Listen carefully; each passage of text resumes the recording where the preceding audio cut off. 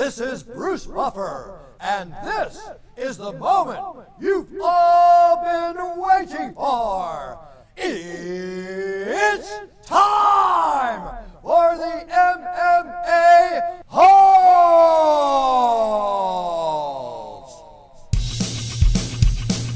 Mixed martial a-holes. MMA-Holes, MMA-Holes, MMA-Holes, MMA-Holes, MMA-Holes. You like to be a mixed martial a-hole. MMA-Holes, MMA-Holes, MMA-Holes, MMA-Holes, MMA-Holes. No way. From the Aunt and Uncle Studios of Arizona, Brendan Schaub is a freaking superhero. UFC, PFL, DKFC, bare knuckle with it. There's a lot of fights going on this week. By the way, Nick Newell, Notorious Nick, will be live with the MMA-Holes.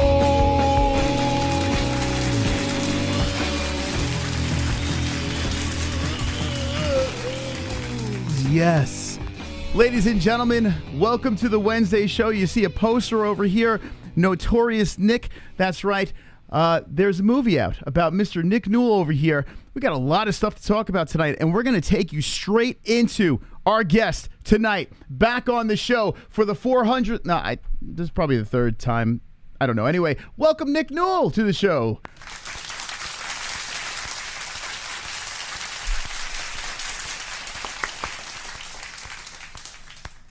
Nick? No. Is this the first standing ovation you've ever had to a podcast? Yes. Here we go. Now, it's good to speak to you. I wanted to link up with you with that last Bellator fight, but fuck that fight. Let's talk about this movie, all right? What is going on here? One day you're an MMA fighter, you know, you win a championship, you're dragging a kid in a cage, everything's going great, you're going over to the Bellator Contender Series, you're trotting all over the place. Now they're making a movie about you. When did this happen? Well, it's already been made. It's out now, so you can download it, or some theaters are playing it, but you can download it pretty much anywhere you can download movies, Amazon, YouTube, any one of those places you can get it and watch it. So it's available now. And the fact that you haven't watched it yet kind of pisses me off, I'm going to be honest with you. I watched it. I actually watched it a week ago, Mr. Newell, and I'll give you my thorough review on this movie, but I have many questions because, first off, how does it feel to have a movie made about you? Because I'm never going to have that happen to me. So explain. Hey, you never know, man. You never know. I don't know. I'm kind of like a very guy all the time, you know? I just kind of go with the flow, and it feels like a normal day, honestly, every day. It doesn't feel anything different, but it's like kind of a privilege and an honor that someone would be that interested in my story to make a movie about it. So this movie, when did you get the call about someone being interested? Now, I saw Lionsgate is what produced this movie, correct? I mean, this is a pretty big budget movie over here. When did you get the call for this? Yeah, so about 7 years ago, actually, I think right after the Gagey fight, I got hit up about doing a movie, and I thought it was a joke. I thought someone was just like fucking with me. So I sent it over to my team, and I was like, hey, these guys legit, and everything checked out, and it turned out it really was the guy that made Bloodsport. I thought it was someone playing a joke, but it was the real guy.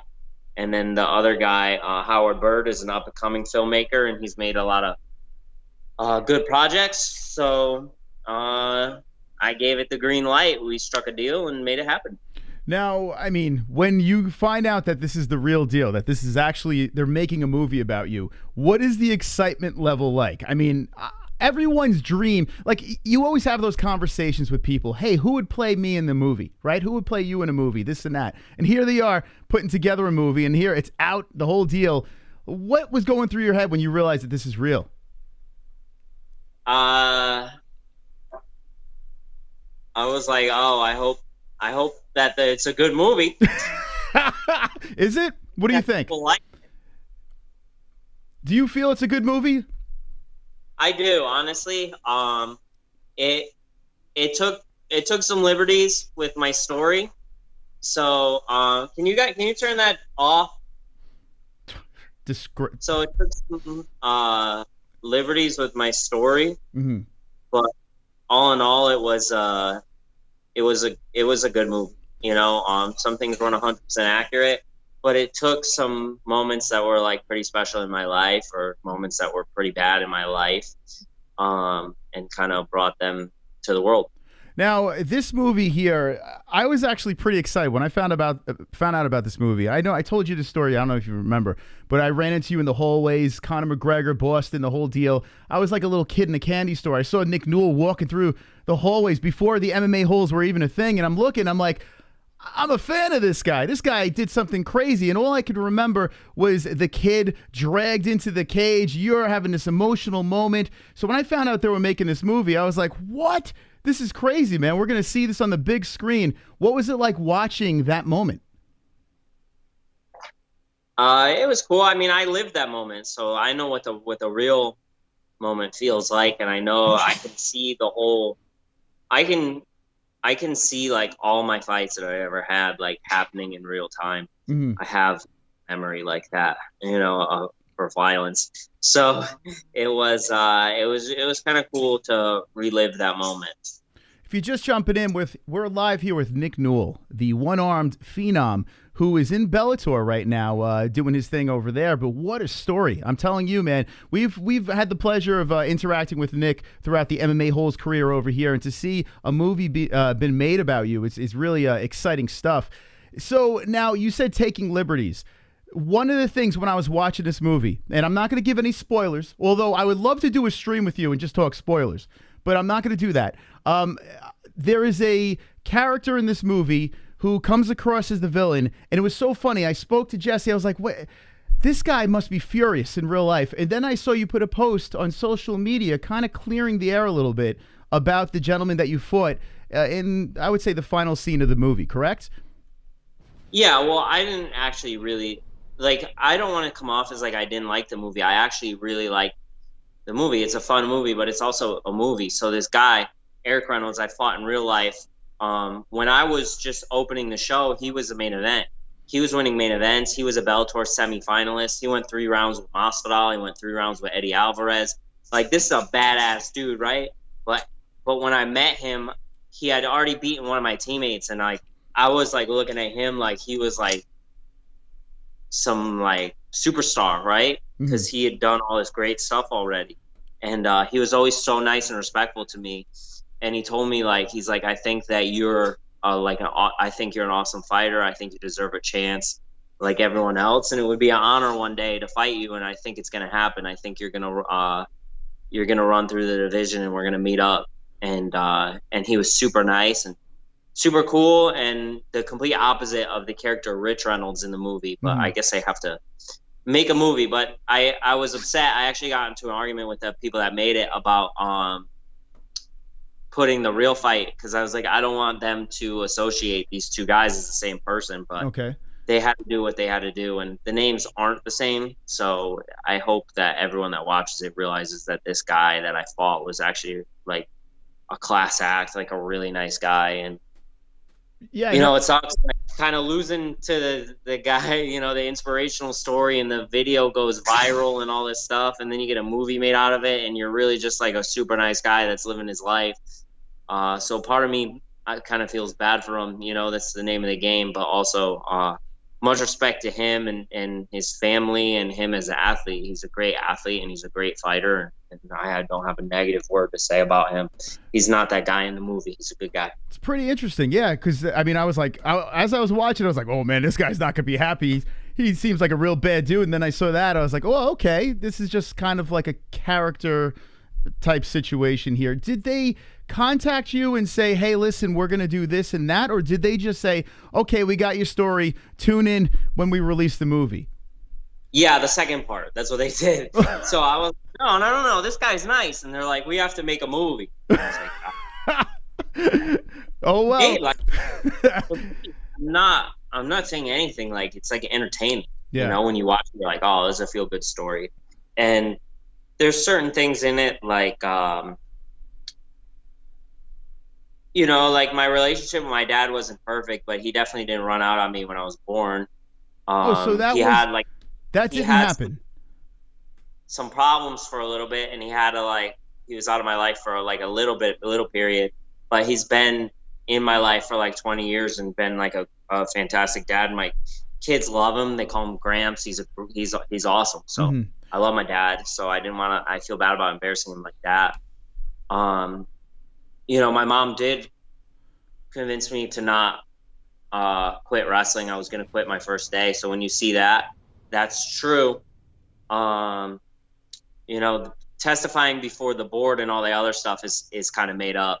Okay. So that's just for the movie. But she did keep me from quitting that first day. Oh, and then, you know, the things like where I hit the kid with my prosthetic, true.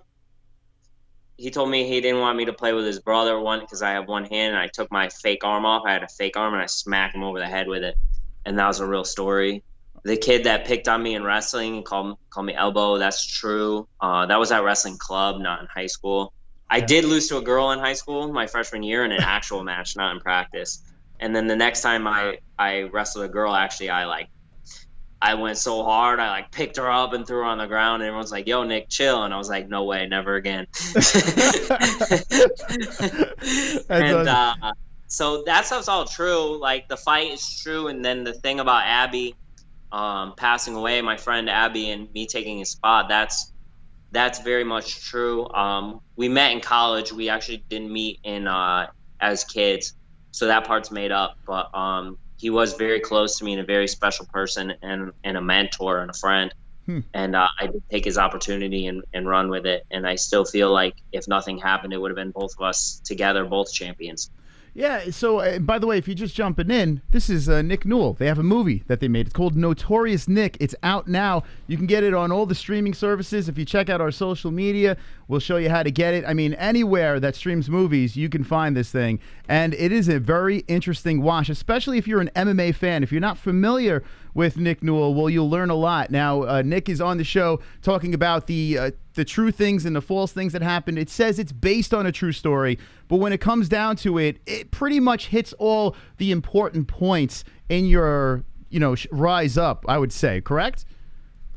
Yeah, it hits like a lot of important events in my life and then just adds in some fluff to make it like entertaining and add conflict. You have to have conflict. Like I hate to make myself look bad, but I also never paid for my mom to go to nursing school. I was going to go there. So, wow. So that never happened. No, it was $1,000. It said I won $1,000. Like, how was I going to pay for nursing school? Nursing school's like $200,000. Oh man, this is great. I would love to do like a mystery science theater. I don't know if you're familiar with that, where the heads are sitting there watching the movie and talking through the movie while everything is going down. I would love to know each and every part of what really happened and what didn't happen. It's actually pretty funny. Yeah, I mean, it's like, for people that know my real life are like, wait a second, like, you never quit wrestling in high school. And I was like, yeah, whatever. It's just a movie. Like, who cares? And at the end of the day, the main important thing, more important than anything, first off, is that people buy it and watch it. That's the most important thing. Sure. Second thing is that, like, it's going to give inspiration to kids and people that are facing adversity, and tell them to, like, power through it, push through it, and no such thing as roadblocks, just speed bumps, and if you want something, you got to work hard and you can accomplish it. I think that's the thing. That's the main thing that I like about it, and that's more important than anything. This movie, when I finished watching it, I am a movie snob. Like, I am very hard on movies. So, but this one here, I feel a little biased because we kind of know you and the whole deal. So it's like, I was kind of like rooting you on. I felt nostalgic at moments. Yes, they did, with that final fight and everything like that, I did notice things were different. And I'm glad that they kind of, I don't know if I could say what happened at the very, very end, but I'm glad it kind of got ironed out at the very end, if you know what I mean, correct? Yeah, I mean, all around it was like a great movie. Yeah. I don't know about great. It was good. Let's be honest here, Nick. It was. And then yeah. the ending, it's like, come on, like, oh, you're gonna ruin the ending. Like, oh, you ruined the ending of Titanic. Mm-hmm. Like, everyone knows what happens. That's true. That's the thing. I think it's a feel-good movie, like you said. I feel like it's a family-type movie where you can bring your kids. Everyone can watch this thing, which was nice. No romantic interest, although I thought you were going to hook up with your mom at one point. You guys had some weird chemistry. Did you notice this? It was like sexual tension between you and your mom in the movie? Bro, come on, man. No one brought that up, no? No, you're the first person I think to do that, but that would be really strange. That would be like, come on, guys. What would you do if you were watching the movie here? You're shoving popcorn in your face, like, this is awesome, and then you just start making out your mom. I would think I would puke. Anyway, we're live with Nick Newell. We're shooting the shit about this movie, Notorious Nick, which I say it's a good watch. You got to check it out for yourself. And if you do, in the comment section down below, let me know what you think about this thing. Get it on all the streaming platforms. Nick is in his gym over here, FAA, and you're still got the gym going strong, huh? FAA. Now, help me out with this backstory. This gym has been going on before you, and you took it and put it in another location. Is that what happened with FAA? So my coach came up with it. So it has nothing to do with the Federal Aviation Association. Okay. There's no ties. There's no connections. But my coach, Jeremy Libashevsky, owns Fighting Arts Academy in Springfield, Mass. And I just wanted to pay respects to him and compete as a team. Mm-hmm. So for me, it was important to take that name and just make a second branch. So the original gym with my coach, Jeremy, is still in Springfield, Mass, and I have my own branch in Milford, Connecticut. Gotcha. And if you are in Connecticut and you want to become a sexy MMA fighter, you got to go into that gym and get things done. I noticed that you have some young killers coming out of that gym. I do. I got a lot of young guys, and now it's kind of cool because when I first started off, it was just me and Justin Sumter was looking for somewhere to train around here that was more MMA focused, and he found me, and it was just like kind of me and him training, and then the whole squad kind of built around that. So it slowly but surely built. So we've been open for over 5 years now. Wow. I brought on Coach Roger Denton full-time, who's been awesome. Coach Muhammad, who fought in Glory and Lion Fight, is now with us. And then we have nasty wrestlers, national champ wrestlers that train and teach wrestling, and D1 guys. And I'm really just doing my best to just make the best gym possible, and anything that I can't cover or anything I can't do, I bring someone in to fill that gap for me. So things have been great. You know, I have my first pro that I built from the ground up, Eddie George. He's 3-0. He's signed with CES. He's going to be doing some big things soon. You know, I have a huge amateur team, and then I have a bunch of guys that are still young, like just turned 18. 19 years old, 20 years old, and I'm really like taking my time with them and not rushing anything and making sure I do everything right so they can make a successful run at this. Eddie George is someone I got my eye on. I think we got to drag him on the show. He seems like he's got a lot of promise, this kid. And CES is like the fast pass to the UFC. They're doing some good things over there at CES. He must be pretty pumped about that. Yeah, so I have a really good relationship with CES. I fought for CES, and I've known them for a while and sent my fighters to them, and we are very close. Me and the Birchfields are really cool. Pat Sullivan's a good guy. Louis Serrano, who works for them, been in my gym multiple times, so I have a good connection with them. And when I told them about Eddie, you know, they kind of took my word for it and signed him up. And then after his first fight, they were like, "Hey, Nick," they like thanked me for sending him their way, and we got him in. And he's a CS fighter, and pretty soon he's going to be holding that belt. That's awesome. Hey, we're live with Nick Newell.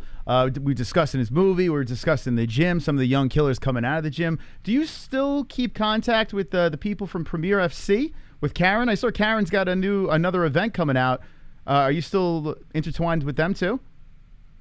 Yeah, so right now I have one of my fighters. If you look at my Instagram, he just landed a spinning hook kick, a really nasty spinning hook kick. He just turned 18. Oh, wow. So Stanislav Rakov, he's going to be making he's Russian. He's going to be making his MMA debut for Karen, and then I have another guy, Colin Johnson, that's going to fight for them too. Yeah, if you go to the next video, you can see it right there. Wow, this kid looks like a baby. He's 18 years old. Oh shit! Damn, man. Yo, the kid walks off like a stud. Holy cow, man. Wow. Yeah. 18, huh? He just turned 18 on the day Eddie won his last fight. So the 6th, August 6th was when he turned 18. Wow. And he that was when he's 17 right there. So now he can finally do MMA.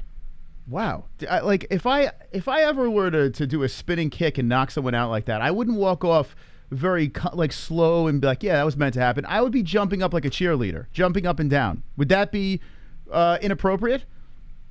It's that Russian blood, man. They're just different. They're different over, you know. That's wild. He's born in America, but he's still got it in him. Wow. Yeah, there's a lot of killers coming out of Russia. In your gym, do you have a lot of Russians hanging out in that gym, or?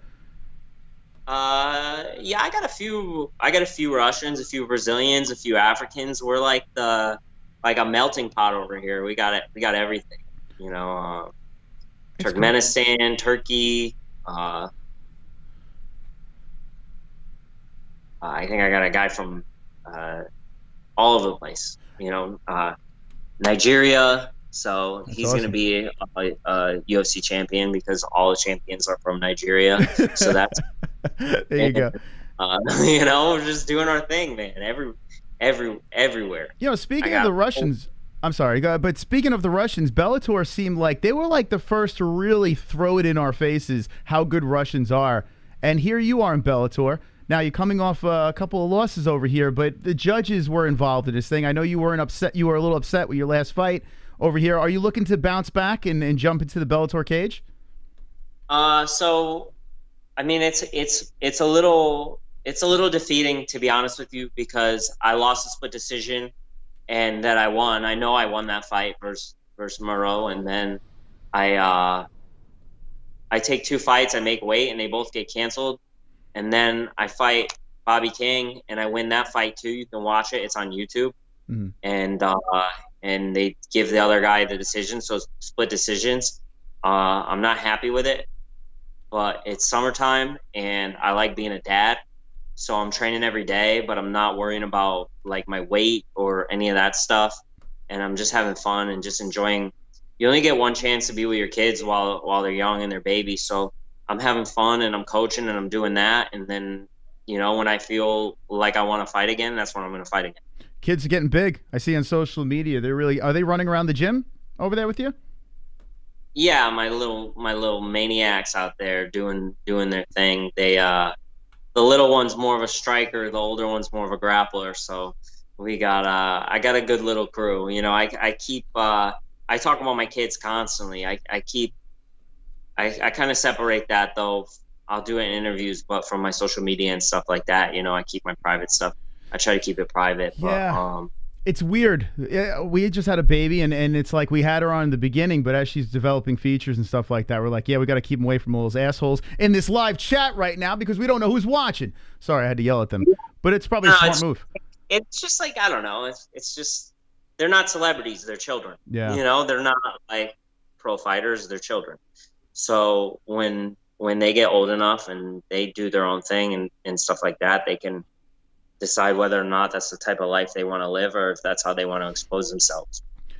During your last fight, it was on the YouTube Live. We watched it right before we went live. And I was, of course, rooting you on as usual because I'm a closet Nick Newell fan. In fact, I have a whole closet filled with your memorabilia, and I have parts of your clothing. I sniff it every morning when I wake up. I bet you didn't know that. Is it getting weird? No, I said as you should. Okay. Continue. So we're watching this fight, right? And I thought it was pretty close. I'm just gonna be totally honest with you. I thought that last one was close. I thought it could have went either way. But of course, I'm rooting for you. I'm looking in this live chat, okay? And there are a lot of people that still don't know who you are, which kind of makes me like how the hell do you not know about this guy that's done so much with one freaking arm? Like it blows my mind how people don't know this. But these people in this chat, the shit that they were saying, I was like, I don't know how the fuck you deal with these people. How do you block out all the nudniks, all the people out there that just constantly say stupid shit? Well, I just don't look at it. No, that's fair. So just ignore it. Yeah, just ignore it. Okay. All right. I guess I should start doing that, Jesse. Oh, here's Jesse. Look at this. Jesse's here with the... There you go, Jesse. Hi, Nick. Hey, what's up, Mama Bear? No, we said we weren't going to bring her on, and there she is. Look at that. Look. Yeah, I had no choice. She's not sitting by herself. Okay. Jess, what'd you think about the movie? I thought it was good. It was weird because I think knowing someone that the movie's about, it's definitely weird. But I don't know. I thought it was an alright movie. All right. Yeah. All right. I think it's winning the Academy Award this year. That's where I'm going. Okay, let me rephrase. It's winning the Academy Awards. What about this sexy man that played you? This Christian, what's his name? Cody Christian? Oh, yeah. The one thing I did think was weird was the actor had blue eyes, and they didn't find someone that had brown eyes. So I thought, like, you know, they would try and find someone that looks like very Whole identical. family had blue eyes, we noticed. Yeah, it was very interesting. But, I mean, it still worked, so, you know. That's a very woman thing to say. I didn't even notice that myself. Yeah. She's like, Nick don't have blue eyes. I'm like, that's what you see? I noticed the little things. The little things. Are you going to get blue contacts now that Cody Christian has blue eyes?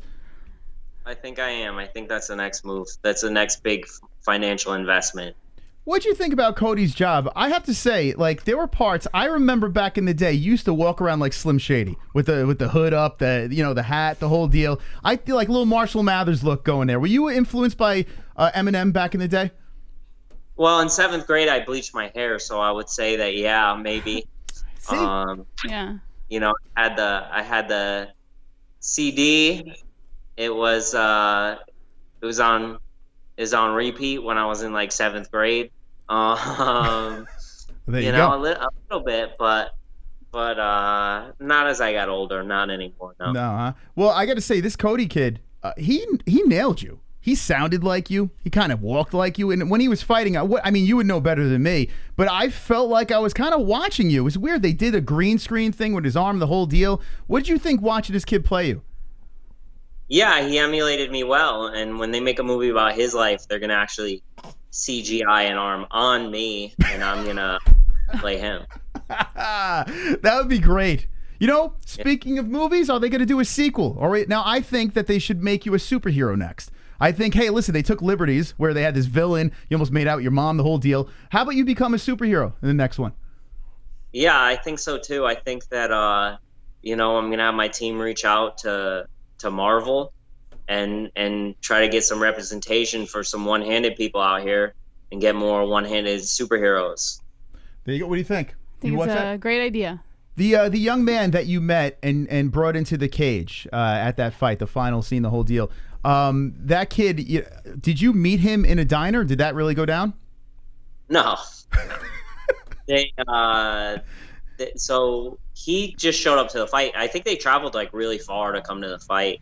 And they're like, he wants to like warm up with you and be in the room with you. And I was like, no. I was like, I have to fight a very dangerous guy. And then so I said no. And then the next thing that I did was they had him in the cage when I walk out. If you can watch the whole fight, like he's in the cage when I walk out. And I was like, what's this kid doing here? Like, I'm really nervous. I'm afraid this guy's gonna like beat my ass on national TV. Like, I don't have time to like be like a role model right now. Like, I need to focus on this fight. And I felt kind of bad. And in real life, he's like walking around. He doesn't know. He's just a kid. I'm invincible to him, you know? And they throw the banner. My team throws the banner over, and they don't see him, and he gets covered by the banner. That is hysterical. Holy cow. This is better than the movie, Nick. They got to do it again. I move the banner out of the way of the kid, and they do the intros, and he leaves out the cage. And then after the fight, I was like, man, I hope I didn't look like a huge asshole, you know, because I was like not trying to do anything but focus on the fight, like. And I was like kind of upset that they actually like let him in the cage, but I didn't want to like act like I looked like a jerk because the kid didn't know any better. He's just a kid that's a big fan and like drove out here, and I was like his hero. So wow. So afterwards I saw him and I was like, come in the cage, you know, and he was in the cage when they announced me as the winner. Well, it all played out nicely because it was super emotional, the whole deal, the real thing. So I mean, I guess it all worked out in the long run. Yeah. I honestly, I felt like I was like, man, when I was doing all that stuff, I was like, I can't have a conversation with this kid right now. Like I'm 1 minute away from a guy that can totally kick my ass. That would have been great in the movie if you're like, get this little shit out of the cage. Like that would have made it even better, right? Gave him like a fist bump and then just like ignored him. What about your love life? Like, when did you meet your wife? How long were you guys dating? Were you dating around that time, or were you single during the time? No, I didn't meet my wife yet. I met my wife in 2014. Okay. And that fight was 2012, so I was still 2 years before I met my wife. So did you stay away from the whole dating scene? Were you like super focused on fighting and that whole deal there, or were you going around slinging dick? I was doing my thing. I had a couple. I didn't have like honestly like I was single for a little bit, but I really tried to like focus on my career more than anything else because I wanted to be something special. But I had a few. I had a few ladies that I was dating at the time, not at the same time, but yeah, it was. I mean, that was nothing serious. I was really focused on my career, and I don't think that I was like the most loving or best boyfriend ever because I was just focused on MMA. Mm-hmm. And then when I met my wife, I was like, okay, I'm gonna like kind of change things up and kind of try, you know. Well, you did good. You got a beautiful wife. You got a beautiful children. The whole deal. You got the house. You got the gym. You got the Bellator going on. You got fight. You got everything. What's next? Wrestling? Is that what's next? Yeah, I think so. I think, you know, Ric Flair's been talking a lot of shit. So I don't care how old he is or how many belts he won. I think I'm gonna have to take him out. I think that's a perfect fit. I mean, you do have that. I mean, just watching the movie and then hearing your story, other interviews and the whole deal, that you do enjoy wrestling. That seems like it would be perfect. Do you think when you're done with this that you would seriously go for something like that? You know, I have the physique. I definitely could play the body guy, the big guy, and you know, win the title maybe like 15 or 16 times before I call it a day. What do you think, Jess? I say go for it. Yep, we're in. I would watch it. We're in. I don't even like wrestling, but I would watch. Yeah. But you have to go in like the Bushwhackers. If I heard Nick Newell was in wrestling, I would 100% watch. Who's your all-time favorite wrestler? Guy, I'll just run the whole time. I'll just run off the ropes and just run off the ropes the whole time. They're like, why does this guy keep running into the ropes? Like, this isn't even entertaining. It's like, and it will get to the point where like it's funny at first, and then people think it's not funny, and then it gets annoying. And then I just keep doing it, and then it becomes funny again. I mean, listen, with your special ability, you would have amazing finishing moves. Let's be honest here. We can get very creative with those finishing moves. I would. I'm taking everyone out. I'm taking John Cena, and you know, I want the gold, sucker. What about movies? Would you act? Would you ever think about acting in a movie or something like that? Yeah, of course I did. Of course, I tried out for the role of my movie, but I didn't play myself well enough, so I didn't get it. So I'm gonna go take a couple of acting lessons, and then when I play Cody Christian, I'm gonna be ready. Did they ask you to be in the movie? Did they ask you, hey, let's give it a shot? Did they make you run lines? Yeah, I ran a couple lines. They didn't like it though. But and they didn't cast you as yourself. I'm more of an improv guy. Yeah. You know, I make it up on the spot. Just give me a general like Curb Your Enthusiasm type notes and I'll make the rest up and I'll make it entertaining and we'll make it work. Where can we find these casting tapes? I was gonna say because he was getting into the acting and stuff like that. With WWE, you know how they have really like out there personalities. They're really loud and obnoxious, and it's interesting because you seem like a very subtle. Even though you're sarcastic, you have a very subtle type of personality. Are you gonna be able to like bring out the obnoxious version of you for the WWE? Yeah, what's your give us your best like promo if you're in the WWE? Like, yeah, brother.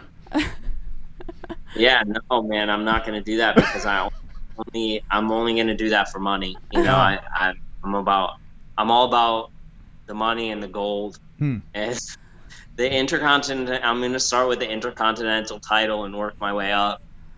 Okay, fair enough. Hey, by the way, go check out Notorious Nick. It's all over the interwebs over here. Check it out for yourself. We'd love to know what you think about it in the comment section down below. You can find it on all the streaming services. They got some pretty decent actors over here. They have, what's his face, Pollock, Mr. Kevin Pollock. Did they film this while COVID was going on? Oh, Kevy Pals. Yeah, they filmed it before, I think. I don't really know. They filmed it before. They filmed it before, and then there was some sort of weird delays to release it, or what was the deal? Yeah, they were picked up. So they got it picked up by Lionsgate, which is a big deal because Lionsgate doesn't just pick up independent films. They basically only do like their own stuff, but this was made independently and Lionsgate bought it. So yeah, it's a good movie because Lionsgate says so. Well, this is it was a pleasure speaking with you, Mr. Newell. And how are your cats? Are your cats doing well? Or cat?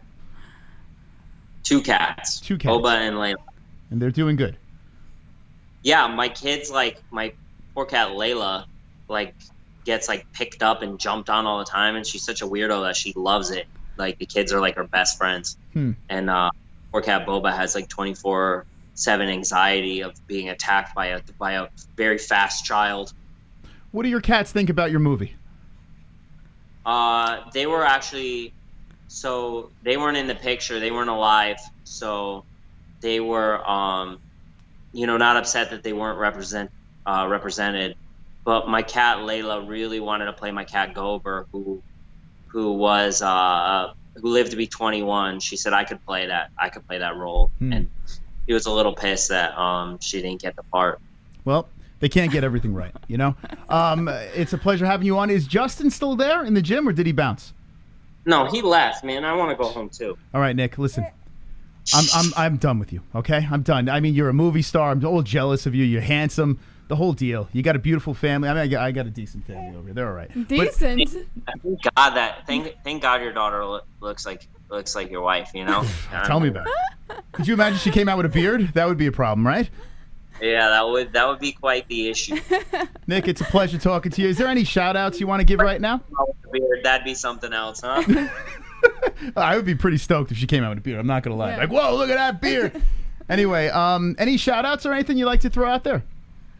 Some what? Shout-outs like, like, I don't know, sponsors or anything like that. No, man. No, okay. It's all about me. That's it. That's how it should be. All right, Nick, thank you. Appreciate it. And looking forward to the next fight. We'd love to chat again. Okay, yeah. Just don't hit me up on fight week when I'm in the middle of a weight cut. I do. Dude, I do it to everyone. It's the war. I just did it to Caleb Harris and Bare Knuckle. William Knight. I think William Knight wants to kill me in the UFC. You know, big burly William Knight that goes crazy on Facebook. It's only when Moss reaches out to them. Whenever we have Anthony reach out, then it's perfect timing. But when Moss reaches out, then all of a sudden it's fight week and the worst timing. My fights, I'm like cutting like 20 pounds, and like I just can't do it. So it has to be at least like 2 weeks out from fighting. When are you going to give us a shout out? I've been waiting every fight. I'm waiting for the MMA-Holes shout out. When is it going to happen?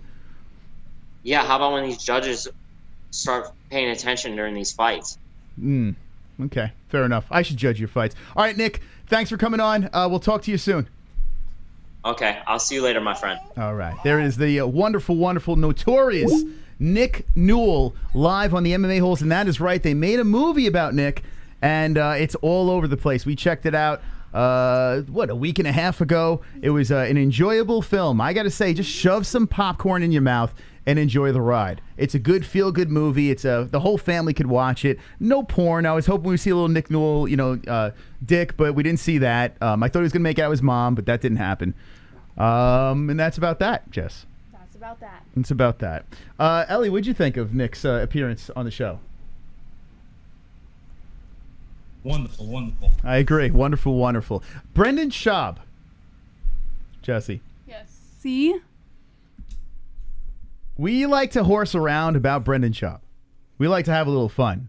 But something happened that is absolutely wild. It is a wild story. It's actually a horrible story. Yeah. But Brendan Schaub actually saved lives. 3 children. 3 kids.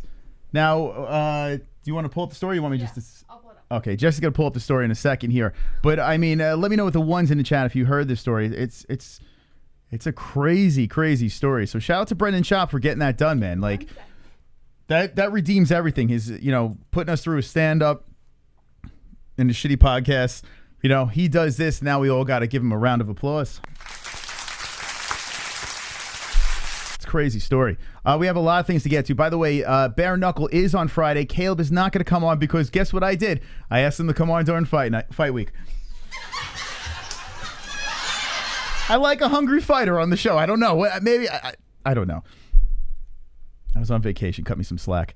But yeah, those poor kids is right, Pale Monkey. It's a crazy. When I read it, I got chills. We're gonna tell the story in a second, Duke. You just hold on. Hold on. Let me just pull it up. You hold your horses.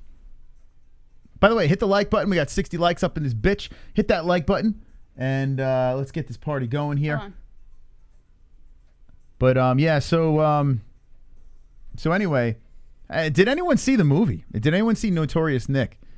Let me know in the chat if you actually seen it. I want to know what you guys think about it before we get into the story.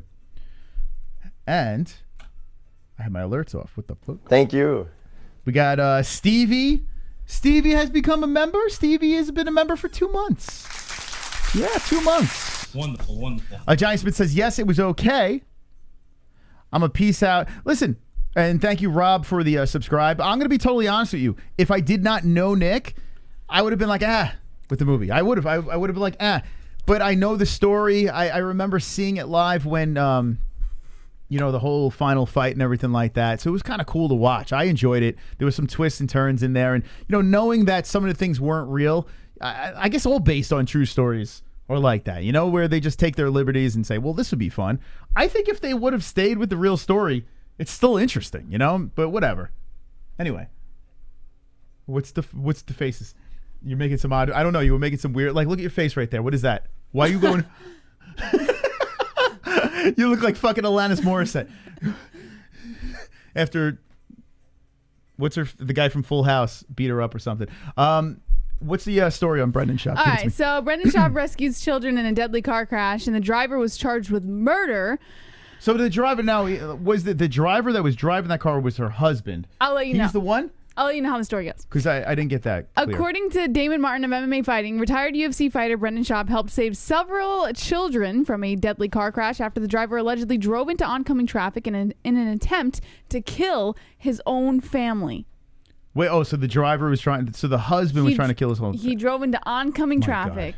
You think the kids were all screaming in the car, the whole deal, and I don't know. I mean, that's fucking traumatic. 99 bottles of beer in the wall. Fuck you! The former heavyweight contender turned podcaster and comedian detailed his experience on his show. On August 12th, he was driving to a restaurant with his wife in Encino, California, when they came upon the scene of the accident. According to Schaub, he spotted a jackknifed tractor trailer blocking 2 lanes of a 101 freeway, and as he got closer, he saw a child on top of a mangled vehicle waving his hands asking for help. That's crazy. Crazy. But the wife thing is nuts. The wife didn't want to stop, right? So he said there's a 6 or 7-year-old on top of the car waving for help, yelling for help. And I'm like, babe, that's a fucking kid. She's like, just keep going. And I'm like, no, it's a kid. Okay. I'm sorry. I'm going to chop this up a little bit because what Brendan Schaub did was amazing. Seriously. All joking aside, what he did was amazing. But why did he throw, like in the moment he's already a hero, why would he throw his wife under the bus? I don't think he was intending to do that. Here's the thing. Just say what he said again. He said, Babe, what? Babe, that's a fucking kid. She's like, just keep going. And I'm like, no, it's a kid. Then he's pointing down and there's 2 other kids in the car. She's like, just keep going. Now, I will say in the defense of his wife. But why? Even if it's true, don't say that. But if she didn't see the other 2 kids, I mean, as a female, people often use kids to lure women into situations. So she probably was thinking, this is bad.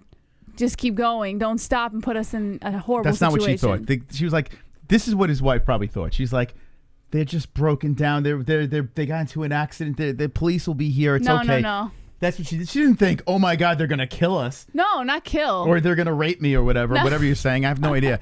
Brendan Schaub, whatever the story is, Brendan should leave that part out of throwing his wife under the bus. Because when I read it, I'm saying to myself, dude, you're a hero already. You don't have to be an extra hero. You don't have to be better than your wife, too. On top of saving lives, now you're better than your wife. Right? Brendan Schaub with his fucking Superman. Honey. Don't stop. I must stop. I must stop. There are children in there. Babe, don't stop. Let's just go get some Chuck E. Cheese. Let's go get some Chipotle. I must stop. I must stop. So you like, what is that? Yeah, I don't Come know. on, Brendan Schaub. He could have done without. Could have done a better job there. What the fuck, dude? But regardless, all right. Like, it is a Schaubian thing to do. Does anyone? I mean, come on. Did anyone read Wait, that? Moss. Yeah. Good publicity. She has that face that she thinks you're angry. You have to show her you're not angry. Ellie, I'm not angry. I'm just a little disturbed by Brendan Schaub. He's already, like, Jesus. The guy's already a hero. What does he got to, like, throw his wife under the bus and run her over, too? So Schaub drove ahead of the crash to avoid the debris while also urging his wife to stay in their car to keep her from danger, with cars whizzing by on the freeway. Let me read the story. Babe, stay inside. It's dangerous out there. Throws the cape on, flies to the other car, rips the door off the car. Children, I have you. Do you mean to tell me that you wouldn't tell me the same thing? No, I would not. Listen. You would say, that's exactly what you would say. No, I would say, we pulled over. The kids were in a car. They could have fucking died. Their wife, you their would mom say, was dead in the car. stay in the car. I'm going to go see what's going on. That's exactly what you would say. I would not tell the people. I would not if someone wrote an article. Yeah, you wouldn't Yeah. No, I think you would. I would tell you to stay in the car. Yes, he did the right thing. But at the same time, you don't purposely tell the people writing the article, I told my wife to stay in the car. I'm a superhero. No, I think you would tell that part. I would tell my buddies. I would tell my buds. Holy shit! D-Rest with a $20 Fart on Jesse donation. Holy smokes! Perfect timing.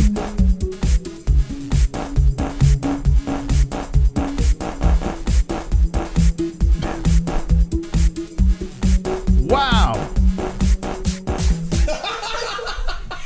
Fart on Jesse. Look at that. I'm a representative. Fuck you. I like fuck you. What? Thank you, Mr. Representative, for the $20 donation. I'm a representative. Fuck you. I like fuck you. You're right. I'm not going to disagree with you. You are. What does that mean? He is. He's a representative. What does that mean? So fuck you. Thank you, D-Rest. Appreciate that. All right, let me finish the story up real quick. All right, here we go. So, basically, hi, Bean. Hi. What are you doing? Hi. Mwah. She's not talking to you. She's talking to the baby. She got a big smile on her. She likes the Brendan Schaub story. All right, let's get back into this thing. All right, so he says the car's all effing mangled, and there's one other guy there who's on the scene. Hi, who's on the scene. Maybe it's the truck driver. I'm not sure, but me and him are the first ones on scene. There's 2 kids, and there's a bigger kid, and he keeps going, I don't want to die, I don't want to die. And I go, you're not going to die, buddy, you're not going to die. I tell the guy, back up, so I grab the door, but it's mangled from the crash, so it's intertwined with the car. Yeah, he ripped the door off, didn't he, right? A la Superman. It's a crazy story, though. I mean, listen, we're horsing around here, but it's a messed up story. It's terrible. Yes. He said, so I break the window. We break some of the window out. It's already broke. I'm not like fucking Captain America, so I'm pulling all the shattered glass and taking the kid through the window. After pulling out another child, Schaub looked in the front seat, and that's where he saw the mother, who had already died from the injuries suffered in the crash. Could you imagine that? Like, that hit me hard, man. Could you? She's just giggling about it. Like, the scene, a mangled car, kids screaming for help, and then you notice in the front seat that their mother is dead. I mean, that is a That's a picture that, I mean, I couldn't even imagine. Well, the husband wanted to kill the whole family. He succeeded killing the mom. But I guess Schaub was running on adrenaline, right? Thankfully, there's no kryptonite in the car. But no, Schaub was running on adrenaline, and he was just like, I got to get these kids out of here. Yeah. But when you see that, you know, in hindsight. You've run on adrenaline before, right? Yes. When you're on adrenaline, yes, you can do things you never thought you could do. I've done some amazing things. And I've made sure my significant other stayed in the car. So danger did not attack the. But no, the mom, it's messed up. Yeah. It's really, really messed up. So how many kids were in there? 2 or 3? 3 freaking kids. One kid was out waving down the cars, and 2 kids were inside the vehicle. How do you not stop? How does no one see that? I think, well, here's the thing. Lawsuits can happen if you do the wrong thing, even if you're trying to help. Yeah. Oh, fuck that, man. Even if you're trying to help, honestly, lawsuits are a huge thing with those situations. Man, anytime I see something like anything remotely crazy, I think as a parent, I just fucking stop. Yeah, man. if I saw a child waving down the car, my first instinct would be to help. Yeah, of course. But I think people who are not parents, or maybe people who don't want to get into any trouble, which is smart, they're not going to stop. Imagine like the cars are zipping by, bam, bam, bam, bam, as this happened. Like, that's crazy, man. I mean, it's just nuts. It really is. It's absolutely nuts. But thankfully, Schaub was there, and his wife stayed in the car. Yeah. But so the husband purposely just drove into something. Okay, so he says, I looked, and in the front is a lady who passed away. Brain matter everywhere, blood everywhere. Wait, what? And the kid's going, "Mama, mama," and Oh my I go, God. "Bubba, look at me." Hold on, let me pull it out. That's crazy. How tight do you think Brendan Schaub's pants were? Like, that's all I was thinking about, him running to the car with like super duper tight pants. Like, when I was reading the article and I was trying to paint the picture in my mind, I pictured Schaub running in slow motion with the tightest of like salmon pants, just running towards the car. And the kids are like, "This is the guy that stops." Yeah, the guy with the tight salmon pants. All right, go ahead. Okay. He said, and I go, "Bubba, look at me. Don't look over there. He was so young, it would have completely effed him up." I go, "Look at me, and don't look over there. Look at me." The woman was later identified as 26-year-old Amy Garcia. Oh my God, 26. Young. How old were the kids? She was the only fatality from the accident, with her 4 children surviving. 4 children. Dude, what the fuck? So 3 were in the car. She wasn't driving, right? And 1 was on top of the car. Oh, God. Schaub added that he saw the person he believed was the driver of the vehicle flee the scene after he was allegedly struck by another car as he ran across the freeway. So he survived the crash, got out of the car, fled the scene, and got struck by another car on the freeway. And that's how he died? No, apparently he just I thought he fled. died. Now, he's alive, this guy? Now, police reports later identified the driver as Cesar Iban Torre, a 31-year-old man who has now been charged with murder, attempted murder, child abuse, assault with a deadly weapon. He's alive. And resisting arrest after he allegedly drove into oncoming traffic in an attempt to kill his own family. You know what they should do, Jesse? They should lock him in a room with a looped tape of Brendan Schaub's stand-up. Just lock him in a room and just make him watch that for the rest of his life. You know what hits me? Yeah. The mother was 26 years old. Yeah, it's crazy. She was my age. Yeah, it's nuts. That's scary. Was he an illegal? Yeah, what nationality are they? Well, his last name is Torres, so I would assume he was Hispanic. Oh, these Hispanics, Jesse. I tell you, man. Don't say that. It's pesky Hispanics. Nah, it's fucked up, man. 26 years old. Now, Holy the shit, aunt man. of That poor girl. the mom says that she was a victim of domestic violence for many years. Really? So he had been abusing her What for a quite some fucking time. asshole, man. And then he just lost it. And finally, she probably said or did something. He lost his mind and irrationally chose to take Well, I mean, the if lives she's of... been a victim of this for a while, this is inevitable. It's terrible, man. Wonderful. It's a terrible story. And fell down about 15 minutes ago, crying face. What? I had take he to the earth.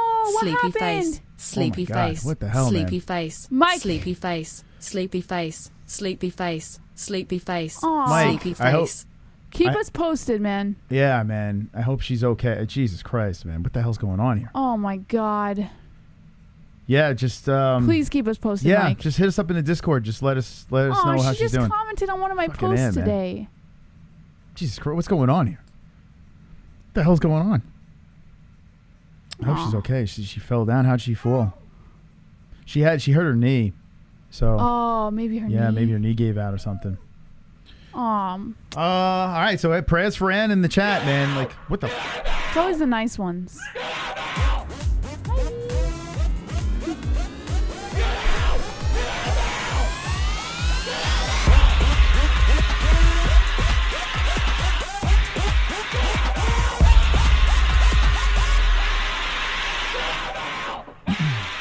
D-Rest with the get out. Thank you, Mosquito. I am say fuck till fuck is a word that is acceptable. That's right. I agree. I am say fuck till fuck is a word that is acceptable. It's acceptable. Why does he call you kiddo? Well, You're 44 years old. He's a little older, so I guess he can. I guess. I feel like it's like him like stretching his dick out and being like, "All right, kiddo." Nah, it's you just, know, like it might. I don't know. It might like be like asserting something. It might be like a paisan thing. I don't. I have weird. no idea. I have Don't no call clue. him kiddo anymore. Weirds me out. I like being a child. I'm a Toys R Us kid forever. Well, the way I act on this show, I act like a child. Thank you. Yeah. Thank you, Dad. Yeah, wow, I hope Ann's all right. And this whole story with his family is wild. How old were the kids again? Did you get the ages of them or no? No, I did not. Man, oh man. Yeah, my heart dropped. Like, yeah, listen, we say inappropriate stuff here. We try to horse around, you know, but it's not a funny story. It's a terrible story. It's an absolutely terrible story. So I hope that these kids, I mean, what do you say? What's worse is these kids were left without their mother. Yeah, it's terrible. You know, like terrible. obviously the dad, you know, has an abusive history, so they're not gonna. How did he? So he had the seatbelt on, she didn't. Like, what happened here? Like, I wonder the logistics You know of this thing. what's weird? I guarantee that the father was under the influence. Why, But 'cause I he's can't. Spanish? No, I can't say for sure because we don't know. But I'm just saying. So there's a statistic that drunk drivers and drivers under the influence survive crashes more than drivers who are sober. Do you know why? Because when you're under the influence, your body doesn't have the reaction and the tenseness as if you're sober. So when you see something coming and you're sober, you tense up, and when you tense up, it causes more injury. But when you're not sober, you're under the influence, your body goes with the motion of the crash and causes you to survive the He crash. could have been on. Yeah, he could have been drugs. Could have been alcohol. Could have been anything. It's a fact. Look it up. So I guarantee, and they didn't disclose this in the article, so I could be wrong. Yeah. But I would be under the impression that he was under the influence. Well, now that we know he's Latino, Jesse, clearly he was on something, right? That's stupid. That's stupid. Did he have the vaccine, Jesse? Maybe the vaccine saved his Stop. life. It's crazy. Stop I didn't it. ask Nick if he got the vaccine. I want to ask everyone if they got the. That's nuts, man. I can't I can't wrap my head around like what do the kids? What do you do? The kids like hopefully they have family that can, you know. Who was she watching? She's watching Hey Bear. So we're talking over here, and she's. Are you watching Hey Bear? Demula, suck a dick. Like, what? Like, why are you such a a little fancy pants in the chat? Like, stop it, man. Just shut up. What are you doing? Yeah. I wish I was watching Hey Bear too. Jesus Christ, They're the time of Demula, her life. take your fucking skirt off, Demula. What's wrong with you? With your dopey name. Anyway, so yeah, let me know in the chat what you guys think, man. It's a terrible story. That's true. Jesse says Michael J. I only heard this a couple years ago. I don't know where I heard it from, but I do remember hearing about it, and I looked it up, and it was indeed true. Moss Kitty is so cute. Junk Savage says Brendan Schaub is going to raise money for them and is paying for the funeral. Yes, so there is That's a great. GoFundMe. That's great. That they started for the funeral. I tell you what, like I know this is like it's a weird thing to say, but like a businessman, this is the best thing that ever happened to Brendan Schaub. It legit is the best thing because Brendan Schaub, he takes a lot of heat online, right? He catches a lot of heat for his stand-up. People, I guess, hate success or whatever. You know, I don't know what it is, but, you know, we like to horse around about Brendan Schaub too, but the guy's successful, so I give him all the credit in the world. And what he did in this situation is amazing. It's absolutely amazing. But this is just going to catapult him, man. This is the best thing. He's going to be telling the story on his podcast. People are going to be listening, and you know, it's the best thing that happened to him in some odd way. You know? Hopefully it doesn't mentally scar him, though, when you see a woman's freaking brain splattered across the dashboard. That's nuts, That's man. dramatic. Jesus Christ. See, I like him now, says Tom Joe. I think a lot of people are going to grow to... I mean, how could you not... I don't think Brendan Schaub's a bad guy. You know, I really don't think he's a bad... I think he's just annoying. Yeah, I just think he's a little bit of a meathead. You know? But he's clearly a genuine guy. Wonderful, wonderful. I love you or get the vax or don't it okay I die for you dumbasses. There you go. DRS will die for you.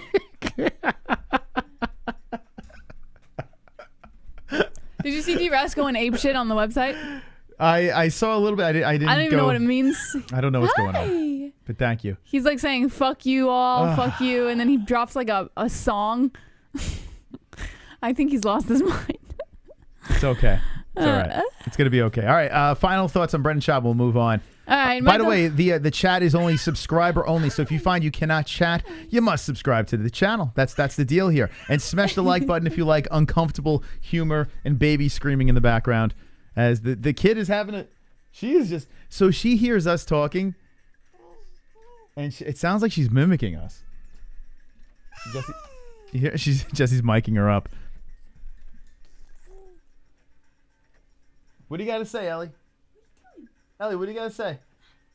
She is having a blast over there, man. She must be. What's she watching? Brendan Schaub's stand-up? What's she watching there? She's laughing her ass off. She's copying. Yeah, that's what she's doing. He's a meathead. Always a good time. Ariel gonna spare the rod. What? Spare the rod.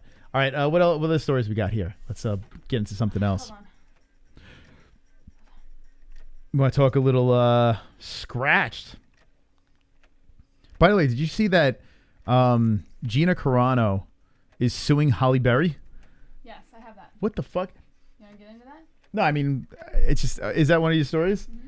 I was reading, I'm like, what, is she for real? Yeah. Is this really happening? She's suing her because it's so weird. Let's get into it. It's kind of, well, you got your microphones over there. But is that story we're going to go into? Yeah. Okay, so we spoke about Schaub. We had Nick Newell on. If you missed it, run it back. Nick Newell, the one-armed MMA fighter, happens to be a pretty damn good MMA fighter, has a movie called Notorious Newell that is out right now. You can check it out for yourself. If you missed the interview, just run it back. Ellie on commentary. That's going to be hilarious. Oh, I thought those were open. I almost had a heart attack. All right. I'm going to keep them open. All right, so Gina Carano is suing files a lawsuit against Halle Berry for a bruised relationship with the UFC.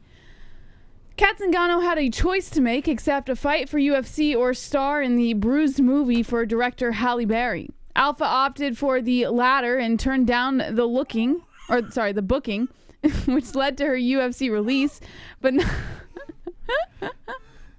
do you hear this? This is amazing.